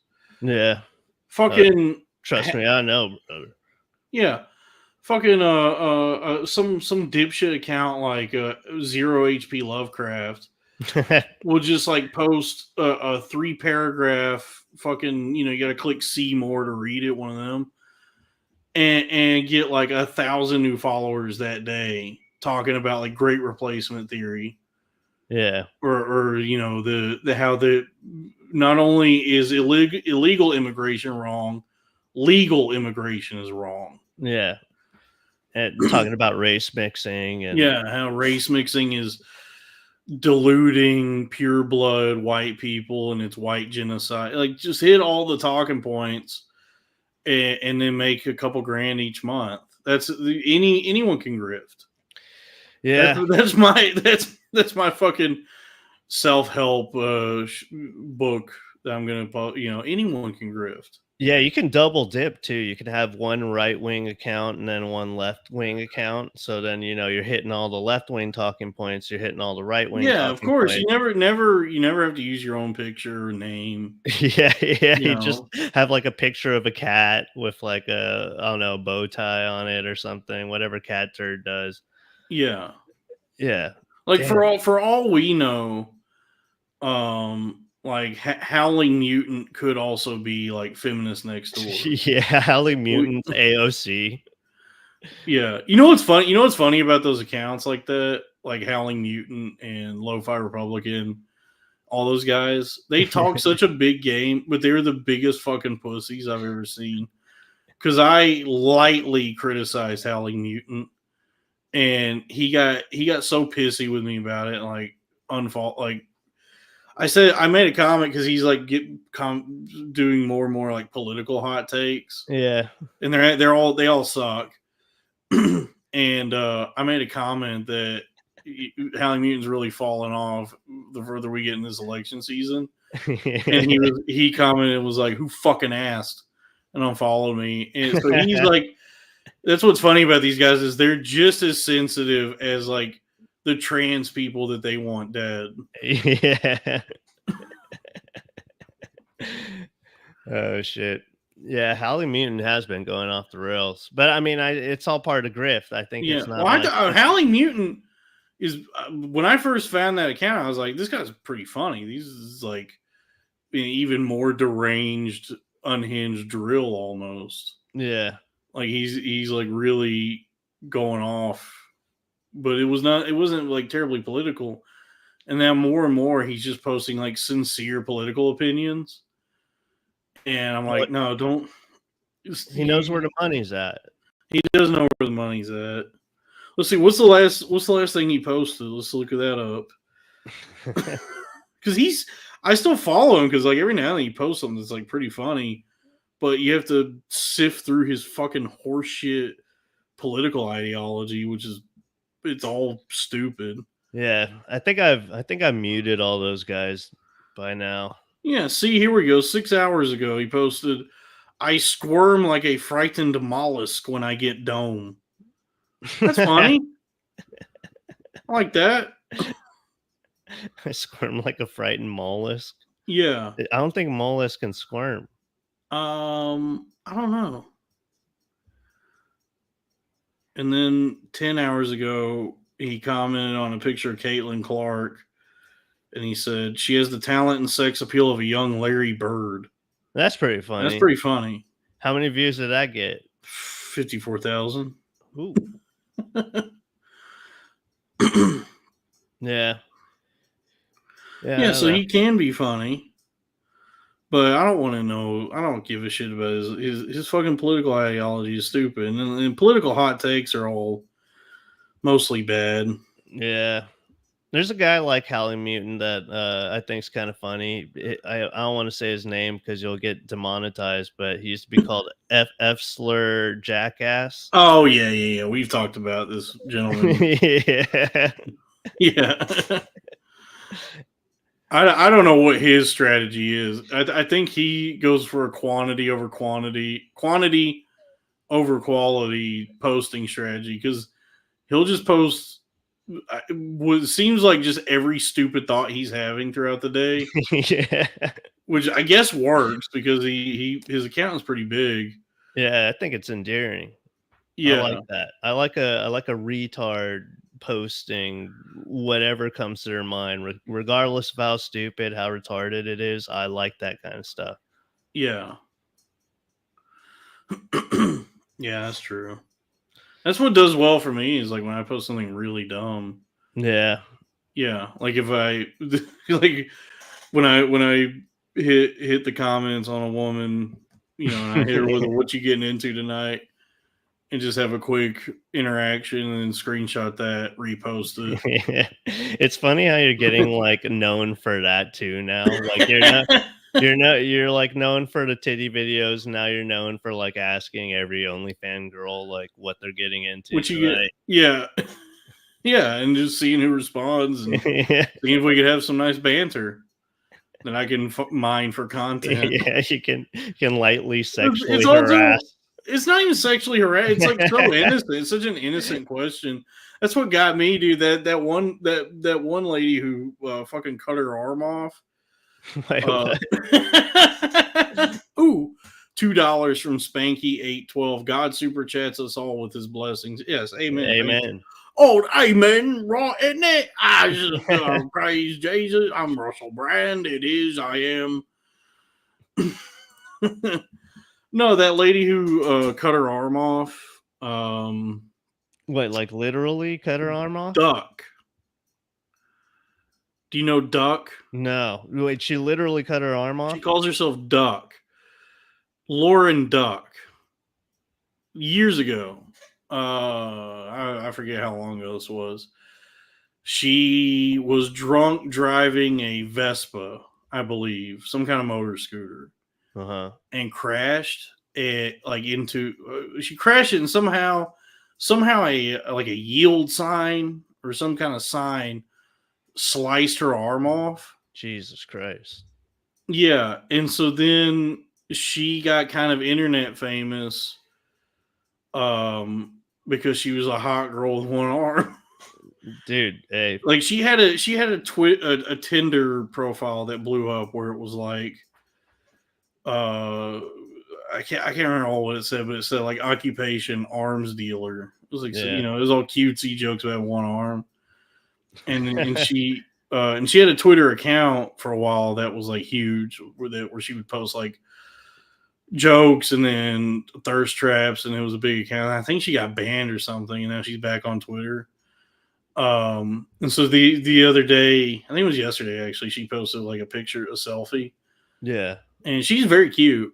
And so I commented, "What you getting into tonight?" And then her next post said, "I wish more of my friends would reply to my posts and not strange men."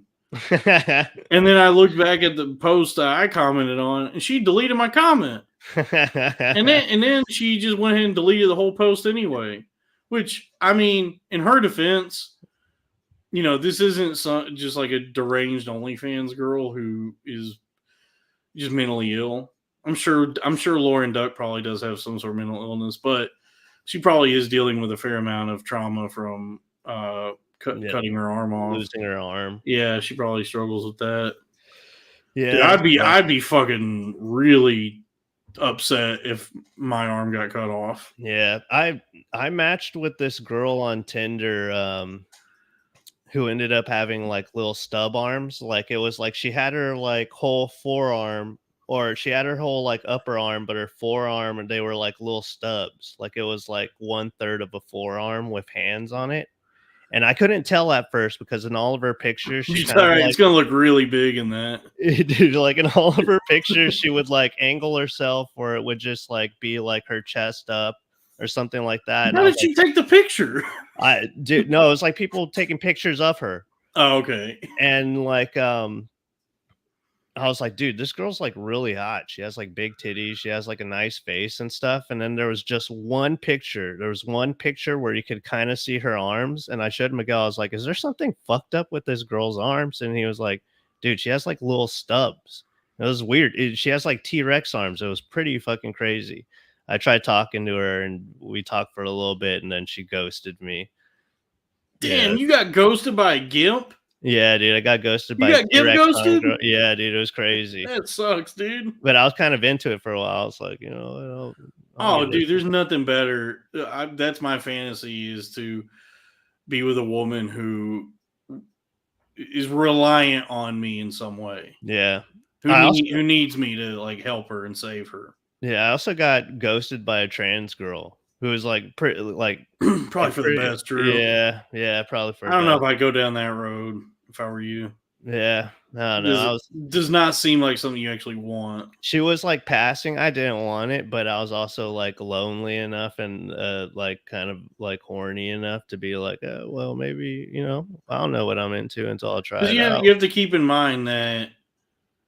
Okay, let's say she has her penis and testicles. Yeah, you have to jerk her off or something. At the very least. Like if you're gonna have sex with her, you have to like put your penis inside of her butt. So you're relegated to only anal sex both ways. And then you have to jerk her off. Yeah. And then you have to jerk her off. Yeah, I was wondering Which, about look, that. if anal sex is your thing, great. But, it'd be nice to have the option of a vagina. Yeah.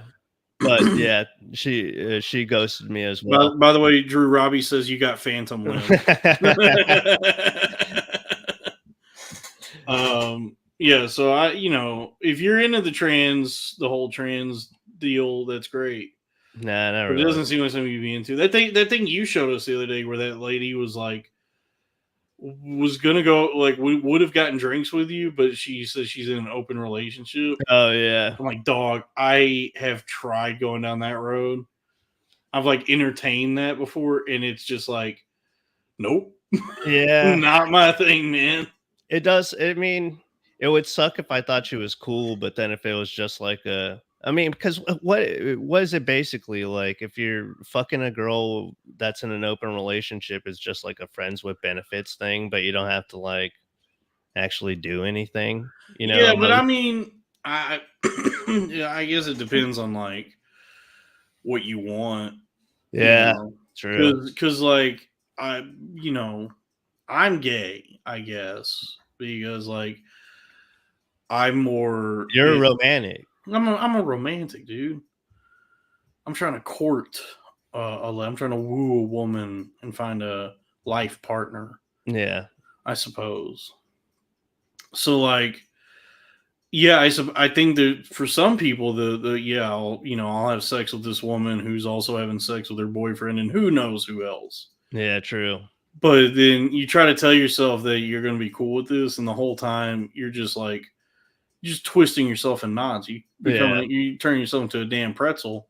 Yeah, actually, that girl ghosted me too. I'm getting ghosted. Oh, there you go. And right, dude. I'm getting ghosted left and right. There you go. Nothing to worry about. Because I tried that a couple times. Years ago, this hot redhead in Dallas wanted to go on a date with me, and we went out. We were back at her place, and as I was trying to make a move, that's when she told me "Oh, by the way, I'm in an open relationship," and I was like, "What does that mean?"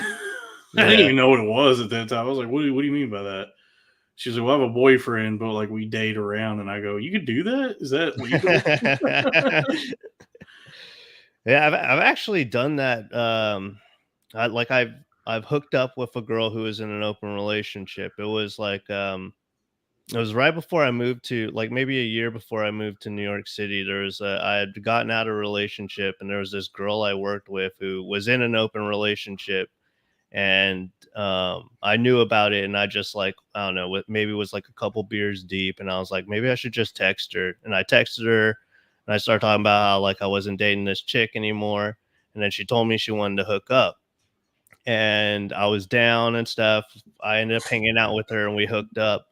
And the next day she sent me a text. She was like, hey, I don't think we can hang out anymore. And I was like, why? What happened?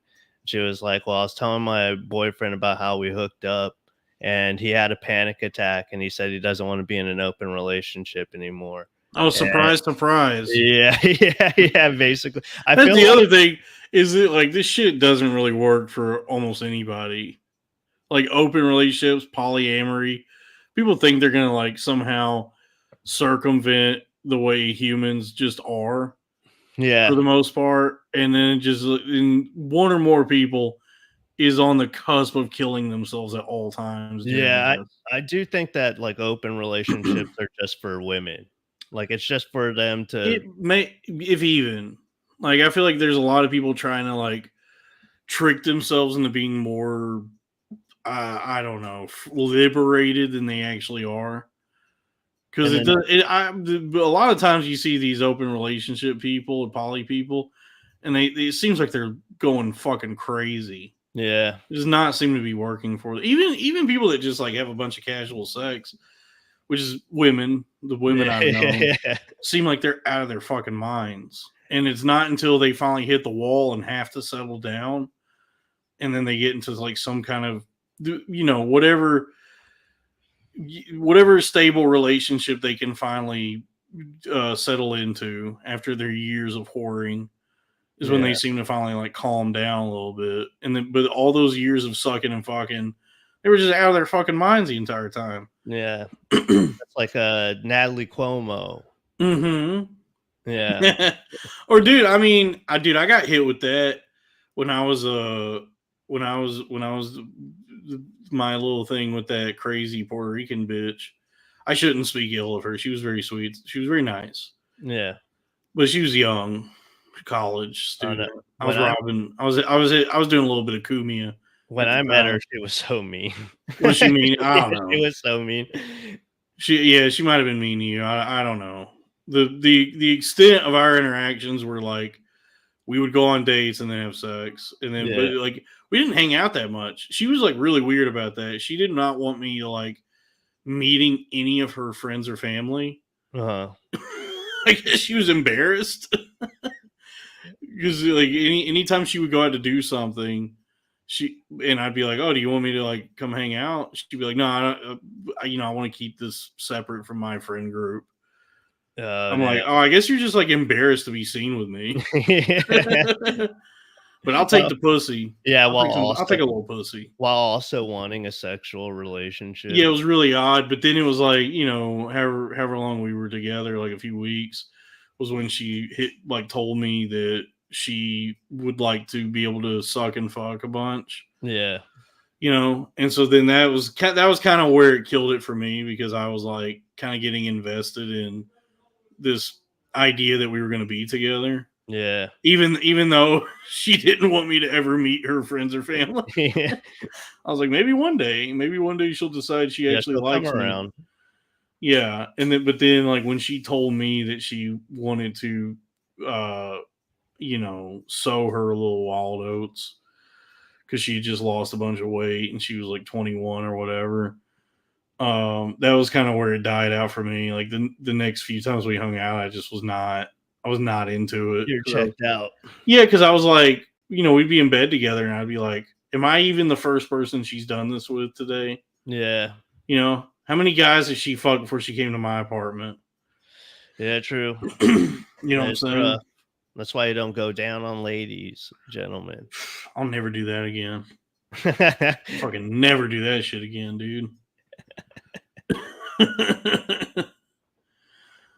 It's gross. Yeah, pussy's scary, dude. When you're looking at one, it's like, God damn, I can't believe you just have this. Yeah, it looks like you have to live with this. It looks like a predator's mouth. Yeah, it's really horrifying. And women always try to like do it up sexy. They'll be like, oh, I bet you want to eat this pussy, don't you? And I'm like, no. No. Why would you think that I want to do that? Why? Yeah.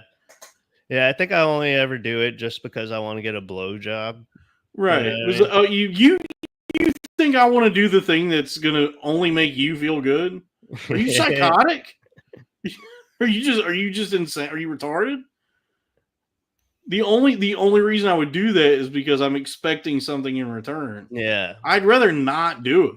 Yeah, I'm going to go down on you for 30 seconds, but I expect like a 5-minute blowjob. Yeah. To be honest with you, if the only when it comes to like oral sex, the only reason I would engage in it is because of the reciprocation. Yeah. But if we took that off the table completely, I'd be like, this is a pretty good deal that I get to put my penis inside your vagina.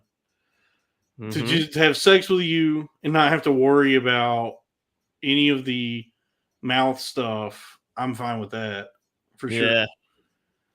Yeah. It isn't enjoyable. Yeah. Like going down, like putting your mouth on a woman's private parts feels like you're about to you're going to make yourself sick. Yeah. And you're like smelling her butt. Yeah. Like it feels like, doesn't feel right. I shouldn't be down here. Which I imagine is how I would hope that's how she feels if she's sucking my penis. Yeah. I don't want her to be like suck my penis and be like, oh, this is awesome. I'll be like, no, you should probably not be enjoying this. Yeah. In fact, that's actually what makes it enjoyable for me, is that you are not enjoying it. Yeah, and that they're smelling your butt. A little Yeah. bit. Oh, yeah, my unwashed ass. Yeah. Yeah. Yeah. I love when a girl gets a little butt smell in there. Mm-hmm. I do love that. Yeah. Because, you know, if a woman's like really into sucking penis, I think, oh, something's broken inside of you. Yeah. Like There's you're some, not, you're not all together. You're not all there because they should kind of hate it. yeah. In fact, they should kind of just hate sex in general. And they only do it in service of men. Yeah. That's hot.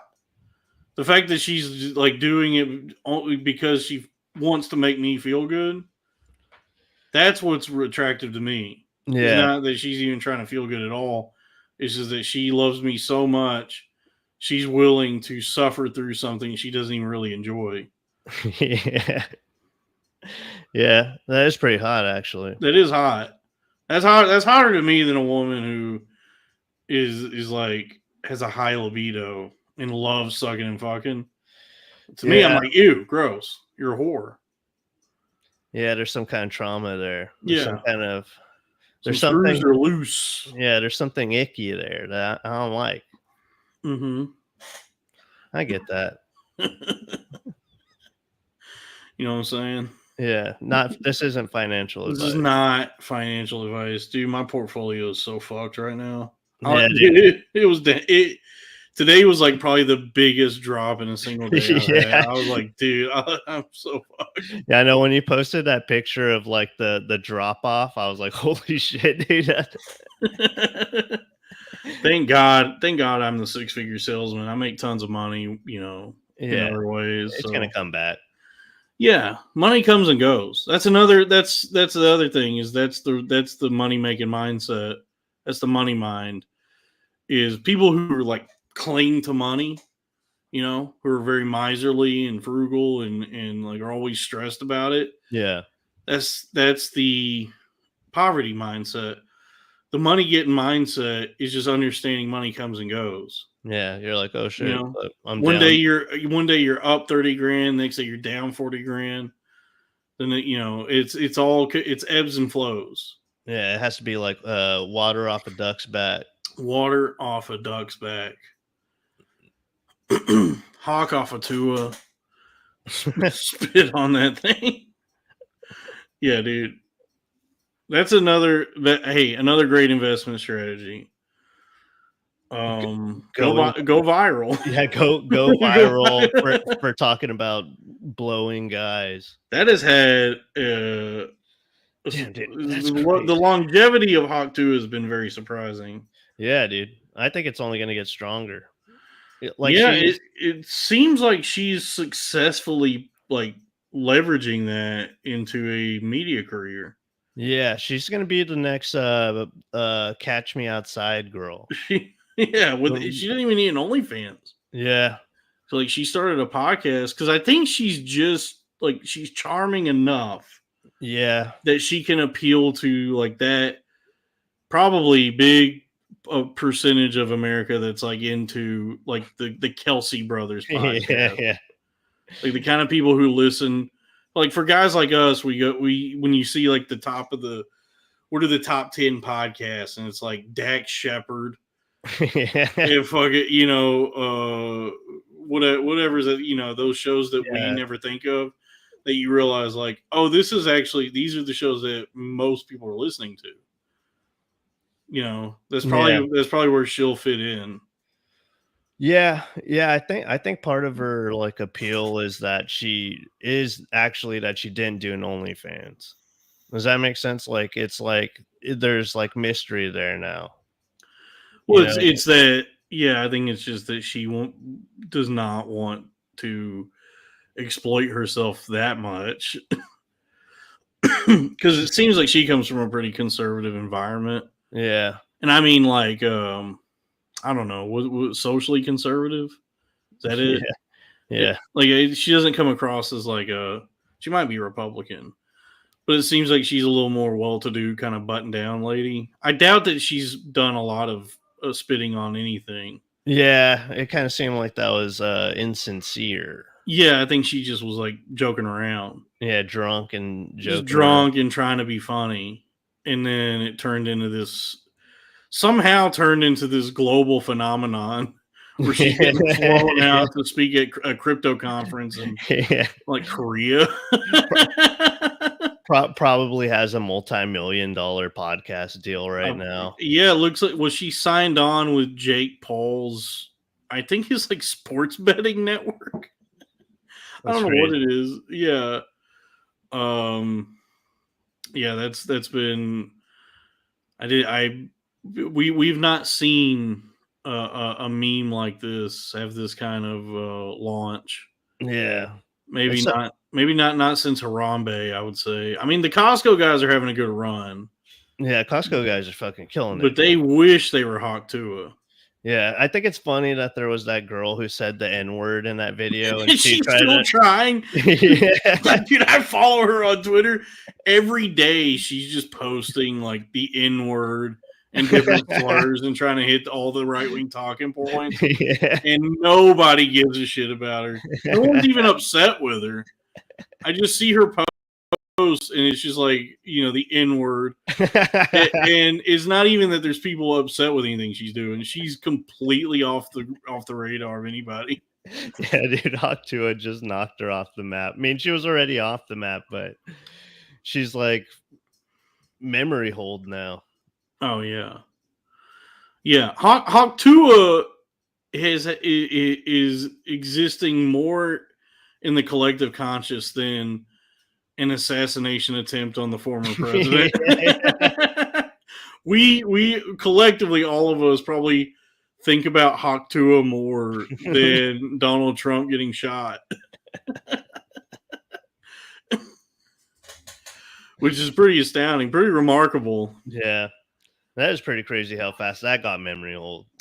Yeah, I didn't think that would happen. When that happened, I thought like, oh, this is a paradigm shift. Yeah, and it was like within 48 hours, it was done. Yeah, I thought he was going to be able to ride that until election day, but nope. He doesn't even seem to talk about it anymore. Yeah, I mean, I think he at least has enough media smarts to know that people just like gave up on it. So he knows that it's going to come off desperate if he keeps trying to bring it up. Yeah.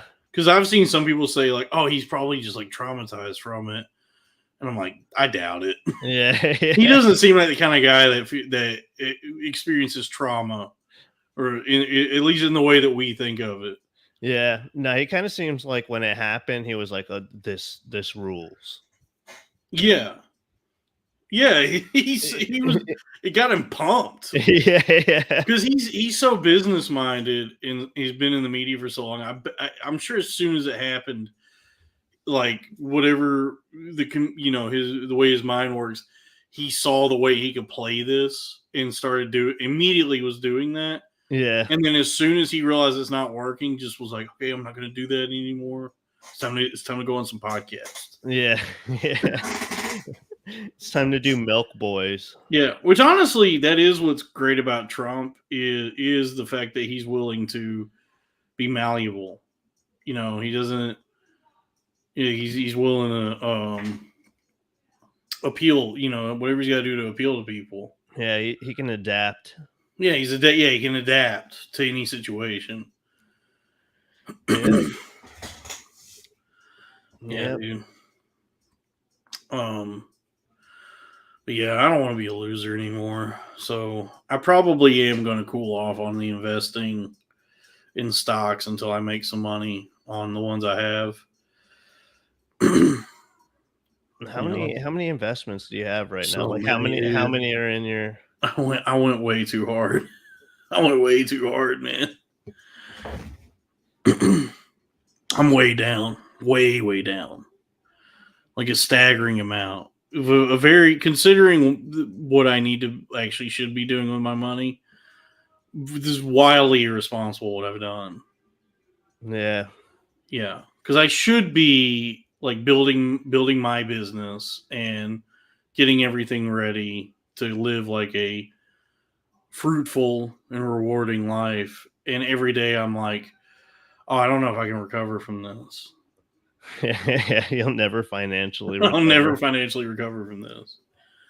Because I mean, I'm already like fucked from all my health problems that I had, like just the recovery I have to do from that, and so this is just set me back. Nah, dude, you just need to wait 7 years. You'll be fine. Yes, but I just mean in terms of like what could be in my bank account versus what's in it now. Like, why did I think I was going to figure out the stock market? Yeah. It's just that, I don't know. I mean, I get it because I went through it too. It's just like that feeling, like it's that rush of Gambling addiction. Yeah, that's pretty much what it is. Honestly, I was gonna say it's the rush of knowing you can win, big money at some point randomly, but it's just gambling. I'm such like a weak to my vices. And like due to like necessity, I don't drink anymore. I don't do any drugs, like hard drugs. I suppose caffeine's a drug, nicotine's a drug, right? But I'm like so just like weak to the things that I enjoy, to my proclivities, that I got that huge commission check a few weeks ago, and so I went to go buy another Geek Bar, and the convenience store I usually go to get them, they're normally like $30 there. Yeah, and they had them marked down to 20. I was like, nice. I'm going to save $10 on this thing I shouldn't be getting anyway. But then as I was checking out, I was like, hey, can I get that $10 scratcher that you got? Can I get that Casino Nights scratch off? And then got back to the car and scratched it and won nothing. Damn. Yeah. Yeah, that's the worst feeling, being like, because when I get them, sometimes I'll get like the the $20 or $30 ones. That's fucking $32 an hour Drew talking here. Yeah. And yeah, it's the worst feeling when you're like, I just literally threw away $30. Oh yeah. And I have all this fucking dust on me now. Yeah, now I just breathed in whatever this is made of. Yeah. Whatever fucking metal shavings. I actually watched that the other day, the How It's Made segment on Scratchers. Really? Yeah, there's a How It's Made episode, and one of the segments they do is scratch offs. Was it interesting? Yeah, How It's Made's awesome. That's like perfect. It's just like background. Not background, dude. That's just like the perfect like autistic soul food for me. It's just like watching like how are commemorative coins made. No, I used to kind of hate it because like it was always just like footage of like a warehouse. I love that factory. I love seeing all the steps of a factory making, like hard candy. Yeah, I don't know. It's that was because when I was a kid, that was always my favorite part of Mr. Rogers, was when he would be like, "Today we're going to learn how crayons are made." Like, yes, please show me how are crayons. Man, I never even thought about that. Oh shit. Yeah. I don't know. Whenever I see those machines, I'm always like, damn, dude, some guy got paid millions of dollars probably to engineer this thing, and I can't even comprehend how one person, let alone like a team of people, could engineer this thing to just make crayons. It's crazy. It is it's crazy to think about how everything in our lives, like you go to like Walmart or wherever you go, Target, one of these stores, Costco. But anyway, anywhere you go, right? And you like, let's say it's back to school season and you got to go buy fucking notebooks and pencils and pens and shit for your kids. It's crazy to think that like all throughout this country, there's like probably millions of square feet devoted to making the fucking metal spiral that binds a notebook together. Yeah, just machinery. It's just like millions of dollars of machinery to make a 70-page college ruled notebook that goes out to every Walmart and Target and Dollar General throughout the country. Yeah, and then there's another factory that does the pencils. yeah. You know, there's like all this infrastructure in place, like all these like factories and warehouses and shit that make the fucking you know, whatever it may be. Dude, trust me, I know. I mean, Erasers. At the company I work for, like in the warehouse, there's this machine that they have that like just puts OtterBox phone cases in bags. And I asked the CEO, I was like, how much did this thing cost? And he was like, take a guess. I was like, $75,000. And he started laughing. I was like, it's more than $75,000. And he was like, keep on trying. And I said, like, you know, like $250,000. And he kept on laughing. And I think it ended up being like $750,000 for just like this machine that puts phone cases in bags. It's crazy, dude. It's crazy. Yeah, it's pretty nuts. Dude, my uncle, up until he got like a pretty bad back injury for many, many years, worked at a cardboard factory. Yeah, he was like the manager. He was like the floor manager of a cardboard factory, which I didn't know anyone even made cardboard. You know, it's one because you never think about that. Yeah, there's all these things that are just in our lives that we think of as like the fucking feather from Forrest Gump. Like they're just floating in and out of our lives. And it's like, no, there's actually like a considerable amount of infrastructure and bureaucracy and management and work and labor that goes into, you know, making your fucking mouse pad. Yeah. Yeah, dude, it's nuts. Yeah. And those are all the people who are secretly like the richest people, or the guys who specialize in that kind of thing. Yeah. I mean, imagine how many fucking like machines are in China, dude. Years ago, I worked for a guy. I worked for a company called Westerman Bolting and Gasket.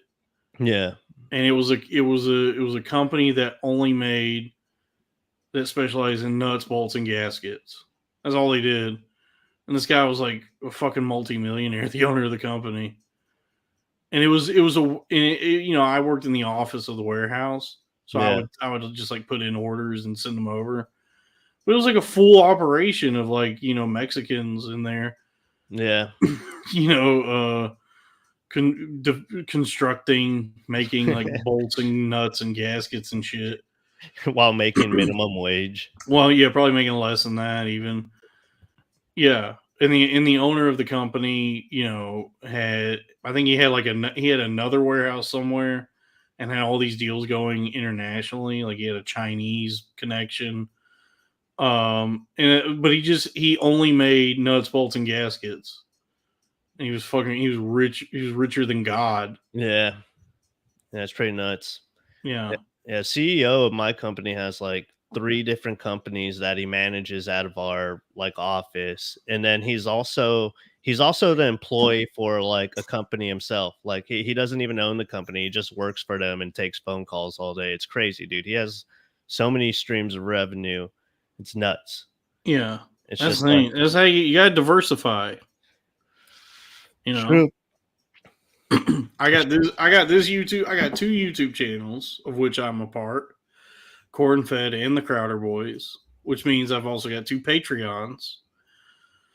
And so everyone, please subscribe to both of those Patreons. Patreon.com/cornfed with Dalton Pruitt and Patreon.com/the Crowder Boys. So I got that. I got, you know, the Twitter. My stocks are going to take off. I got my my shitty sales job. I'm a 6-figure salesman. Scratchers. Scratch-offs. Scratchers. I'm gonna go to the casino pretty soon. Yeah, in Oklahoma. And I'm going back to Broken Bow. Dude, I can't wait. Yeah, damn. I'm kind of fiending for a casino. Dude, I love the casino. Yeah, we're talking about it today, and I was like, "Damn, dude, That's the casino best. sounds That's great." probably the best investment strategy is the fucking South Park slot machine. Yeah. Dude, nothing. I don't think there's any better feeling. There's no drug or sex or anything that feels better than when a slot machine like starts like blinking a bunch of lights and going bing, bing, bing, bing, bing, bing. And then you go, what's happening? What's it doing? And then it's like you got the fucking bonus thing, and so now you got like 50 free spins. Dude, there's no better feeling than that. That's that's like the best feeling in the world. Yeah, I don't think I've ever won anything on a slot machine. Really? I haven't experienced that feeling yet. Oh, dude, there's nothing better than hitting that button on your last like $7.25. You go, all right, I'll do one max bet, and then the machine stops, and then it all turns red, like a red light comes on, and it's like ching ding ding ding ding ding, and then it just starts spinning on its own, and then you have like all these free spins, and then on that last bet you made, now you just made $1,000. Yeah, that does sound pretty tight. That's the best feeling in the world, man. And then now you're up 1,000, and then you keep making bets until you have to go to the ATM. Oh shit. That's amazing. I can't believe you never won on a slot machine. I mean, I've won like small amounts, like enough to do like a few more spins or something like that, but never like, considerable. Like I've never won $1,000 on a slot machine, let alone like 100. Yeah, well, with slots, there's not a lot of strategy, but the strategy really is scared money don't make money. Yeah. So you do have to be smart about which one you play, because like some of those fucking like Chinese Lucky Dragon, Happy Buddha, pork belly slot machines, Yeah, where you don't even understand like how the lines work at your multipliers. You hit a max bet on those could be like $80. You don't even realize this is what you're doing. Yeah, I don't think I've ever realized what I was doing with those. I never know what I'm doing, dude. I just like you'll like put in max bet, and then all of a sudden you'll see all these lines and shit, and then I'm like, I have no idea what's I have no fucking clue. Sometimes I'll hit max bet. A lot of the ones that where I get fucked is ones where it's like some Chinese shit, and I don't even realize how high the max is. So I just hit max bet thinking it's going to be like $7, and it turns out it was like 30. Fuck me, dude. But if you could find one where you're sure that the max bet is like $7, fucking hit a max bet. That's your best strategy right there, because now you have the most lines, you have the most chances of getting that fucking bonus round that's going to get you the 20 free spins. Because a lot of people will go play slots, and they're timid about it, and so they're doing like single line minimum bets where they're betting like 10, 15, 20 cents at a time. Yeah. And what's going to happen is you're going to do that 50 times and not win anything, because now you only have like one line, and so you like statistically, like your odds of anything lining up on that one line are so low. Whereas if you just go for it on a max bet spin, you have like all these shit that's going on now, all the different however it works. Next time I'm in a casino, I'm gonna do like the Wheel of Fortune one, try to get like 3 Vanna Whites in a row. Yeah, those are fun, dude. Yeah, the themed ones. Yeah, I'm only gonna play the slot machines based after television shows from my childhood. Yeah, which my buddy who works in a casino says those are the ones that I think he just thinks those are the ones that are for sure not going to work. That you have to find like the dusty like Lucky Duck machine. I'm like, no, let's go to the fucking Willie Nelson slot machine. Yeah, let's go to the Golden Girls slot machine. Yeah. I'm trying to get fucking 3 Darth Vaders on this Star Wars. Yeah. Slots are fun, dude. Yeah, damn, dude. All the gambling movies and TV shows, are all focused on like table games, but not a lot of people realize slots are fucking fun. And honestly, that's most of any casino slots. Yeah, true. Table games is like a small part of a casino because table games have a barrier of entry. Like you kind of have to know what you're doing. Like you have to understand how the betting works and know how to play. Yeah, they're not gonna. Which is like very intimidating because like you step up to the table and you're like, well, I think I'm just going to end up upsetting anyone here that's playing because I don't really know what to do. Whereas a slot machine, you just sit down and go, bing, Yeah, just start mashing the button. Yeah, the stakes have to be high enough to be able to pay off like the Mexican lady behind the table. Yeah. Yeah. Mm-hmm. Yeah, dude. My friend my buddy who works at the casino told me that one time though, because he's like the cashier manager or whatever, so he cashes out jackpots all day.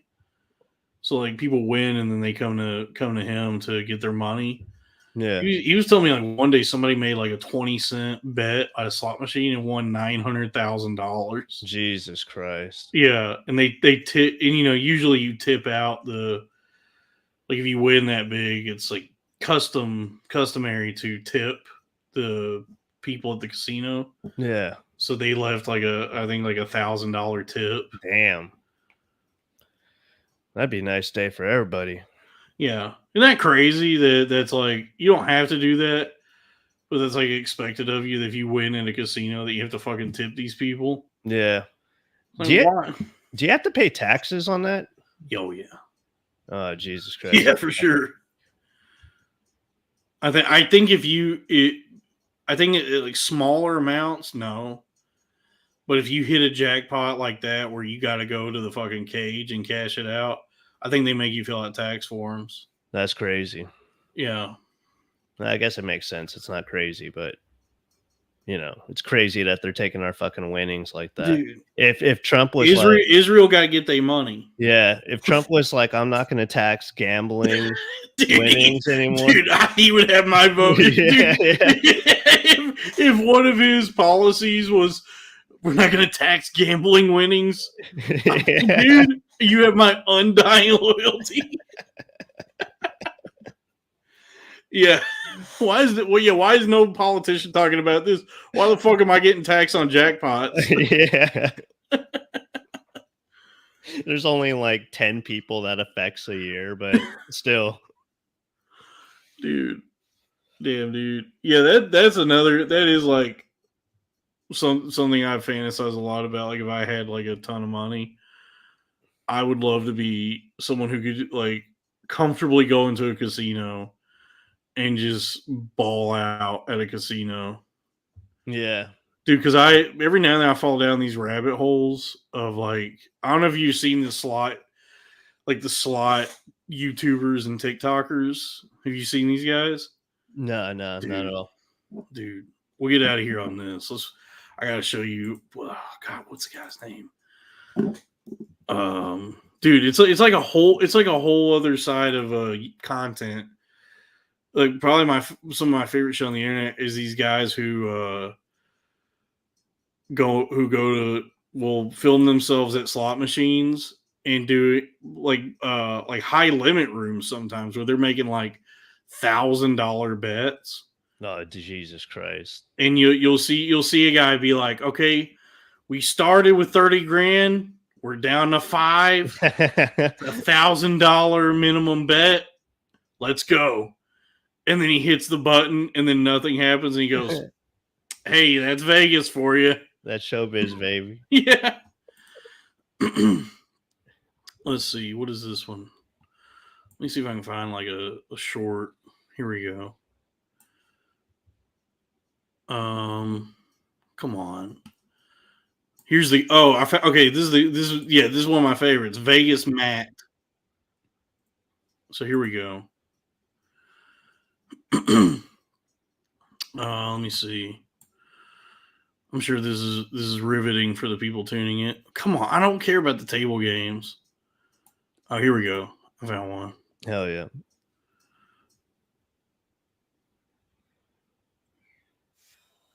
What the fuck is happening?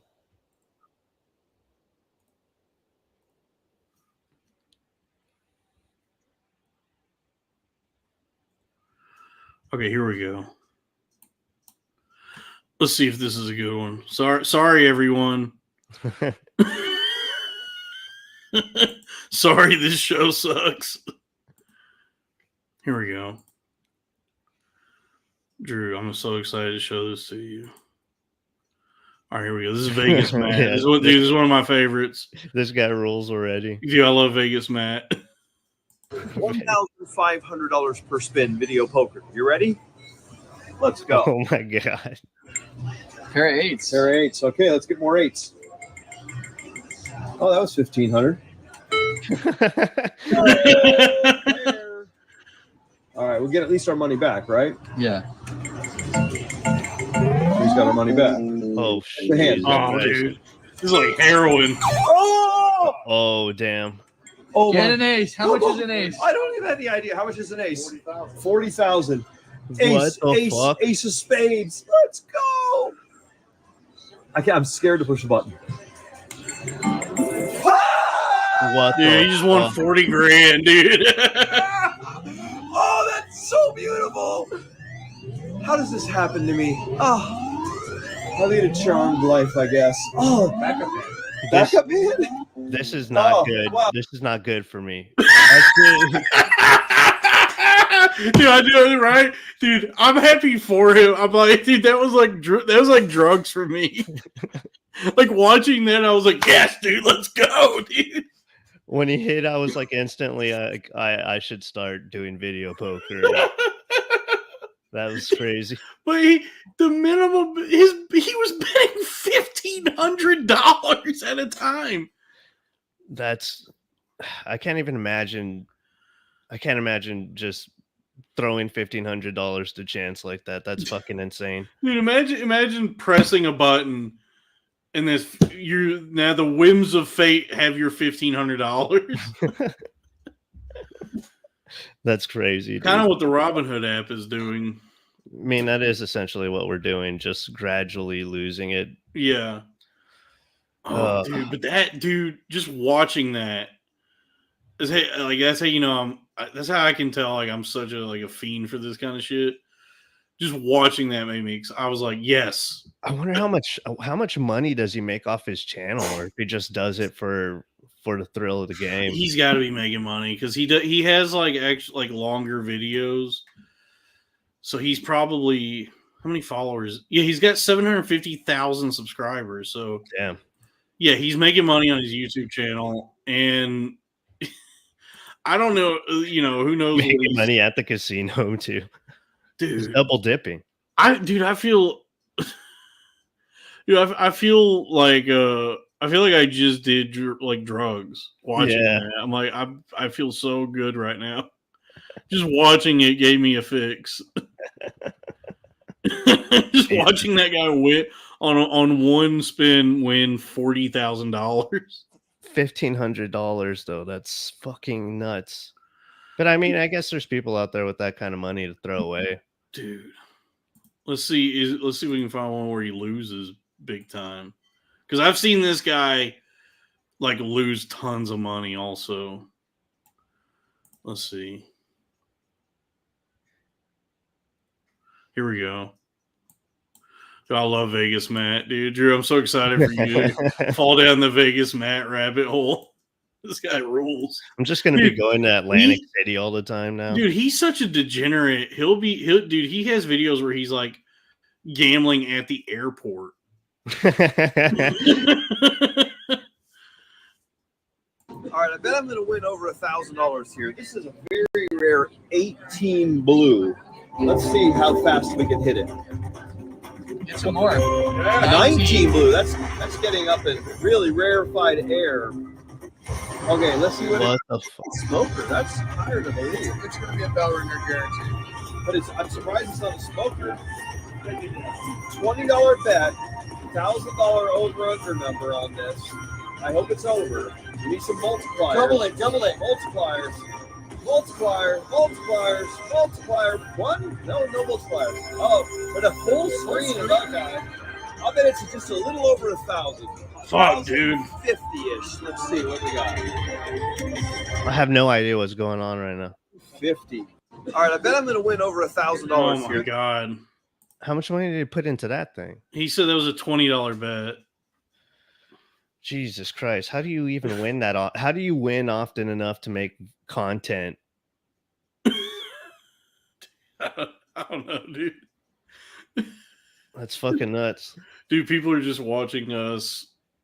We're basically like junkies right now. Yeah, I feel like, they're watching us go down a path to losing like This is basically everything. dude, if you could see what's happening in my head right now, it's just me thinking like, okay, go to Oklahoma. Go to Oklahoma. Go to the fucking Choctaw or the Windstar. just take like $1,000.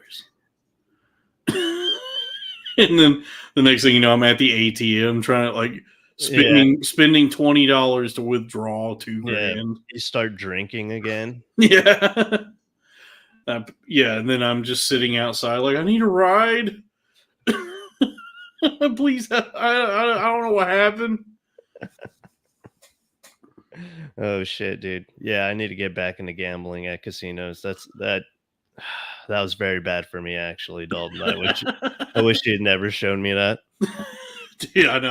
I honestly, I probably shouldn't have watched that just now. 'Cause I'm gonna be looking for ways to do that on the internet. I'm gonna be like, is there like online slots? There is. There are, but you have to live in either Vegas or like Atlantic City. Oh shit, I think I actually have that on my phone. Yeah, you have to. I think because I looked into it. Like I think like MGM Grand has an app, but you have to live in a state where gambling is legal. That's me. No, New York. Yeah, Gambling's legal in New York. I'm pretty sure. Oh, Because I've seen it on the app, unless it's like restricted to me or something. I thought it was New Jersey. Yeah, because I think when they legalize sports betting, they legalize like the online gambling too. no, well, nah, I don't think so. Well, I don't know. It's not as available as sports betting because I looked into like, is there a way that I can gamble from my bed? And it said you have to live somewhere where gambling is legal. Ah, shit. I'm gonna look into it tonight. Which if I lived anywhere where gambling is legal, I'd be like, well, I'm just going to the fucking casino. Yeah, true. They're open 24 hours, so damn, I do want to go to Atlantic City now. yeah, I probably shouldn't have showed you that. You watch another one? Yeah, let's watch one more. Let's see. Oh, here we go. Yeah, I love Vegas Matt. This guy rules. I know he has like tight shirts too. Dude, he's such like a Vegas boomer. His chain. He's wearing a shirt that says gamble.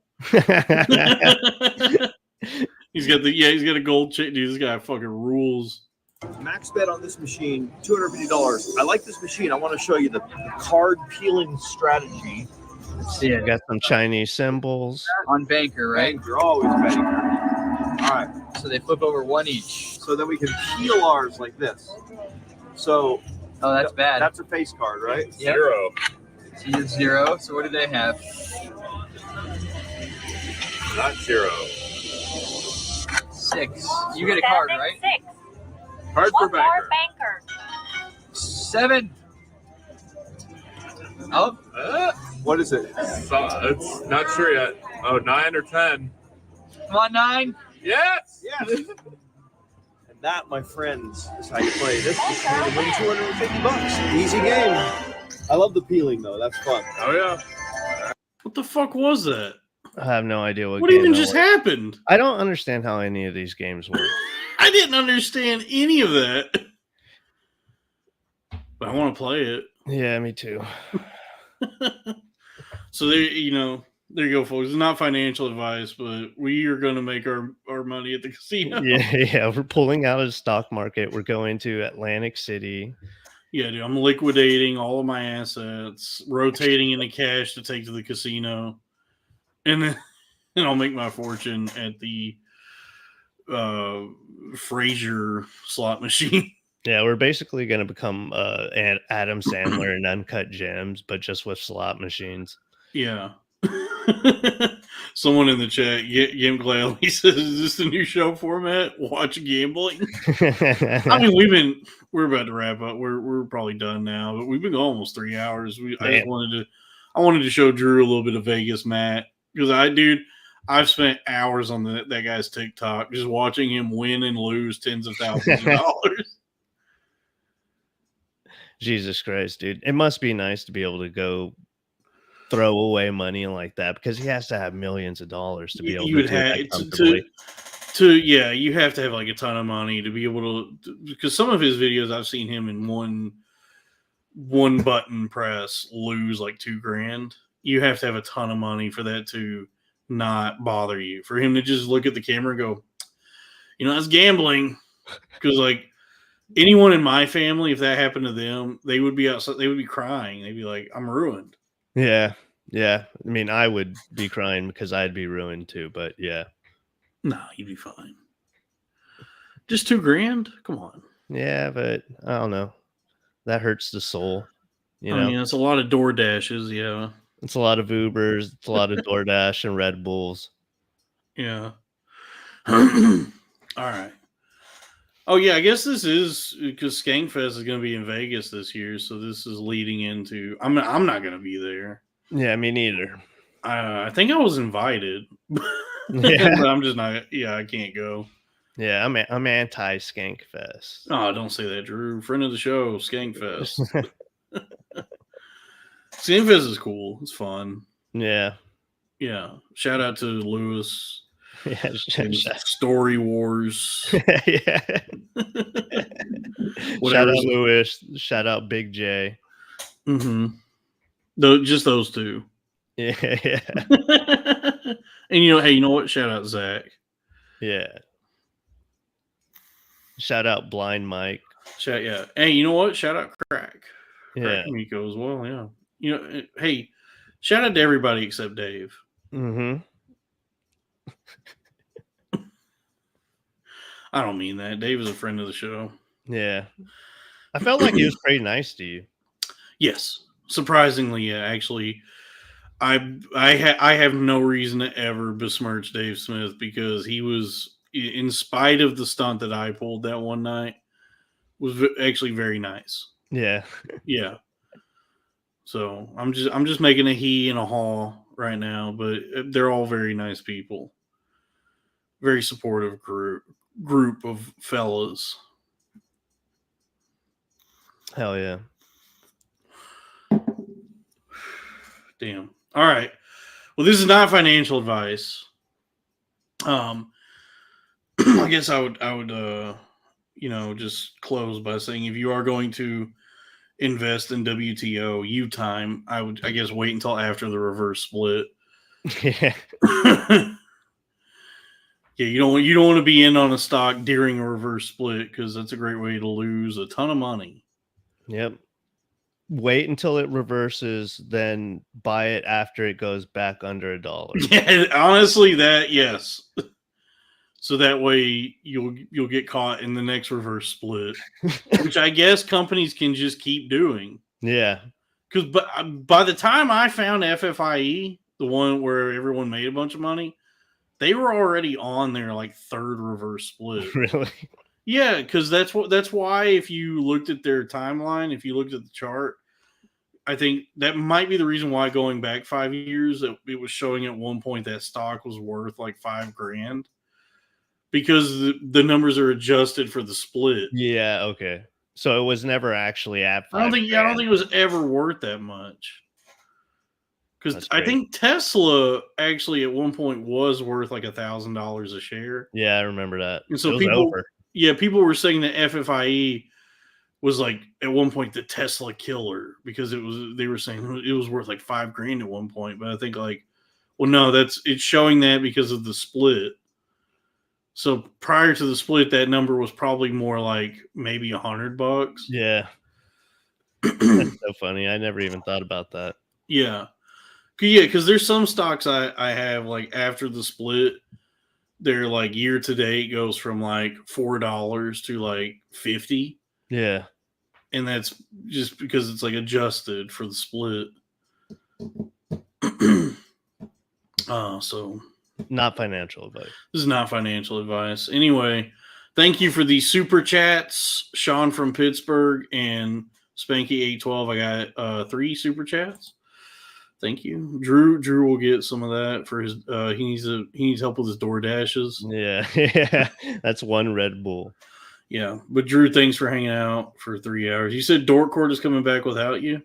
Yeah, so Adult Court's coming back, Austin, Texas, October 1st. I will be trying to be there, but chances are that my overlords won't let me take the work off because it's holiday season. They need you to turn the lights on. Yep. They need me to turn the lights on. They need me to micromanage all the Dominican women. I may not be there, but I'm going to try to be. So check that out. Twitch.tv/LikeKool-Aid, YouTube.com/@DorkCourt, and follow me on Twitter at Drew Flores 69. Please. Nice. And folks, thank you for tuning in to another rabble rousing edition, another thrilling straight broadcast of the Idiot Investor. This is not financial advice, and that's it, everybody. Bye, guys. Goodbye.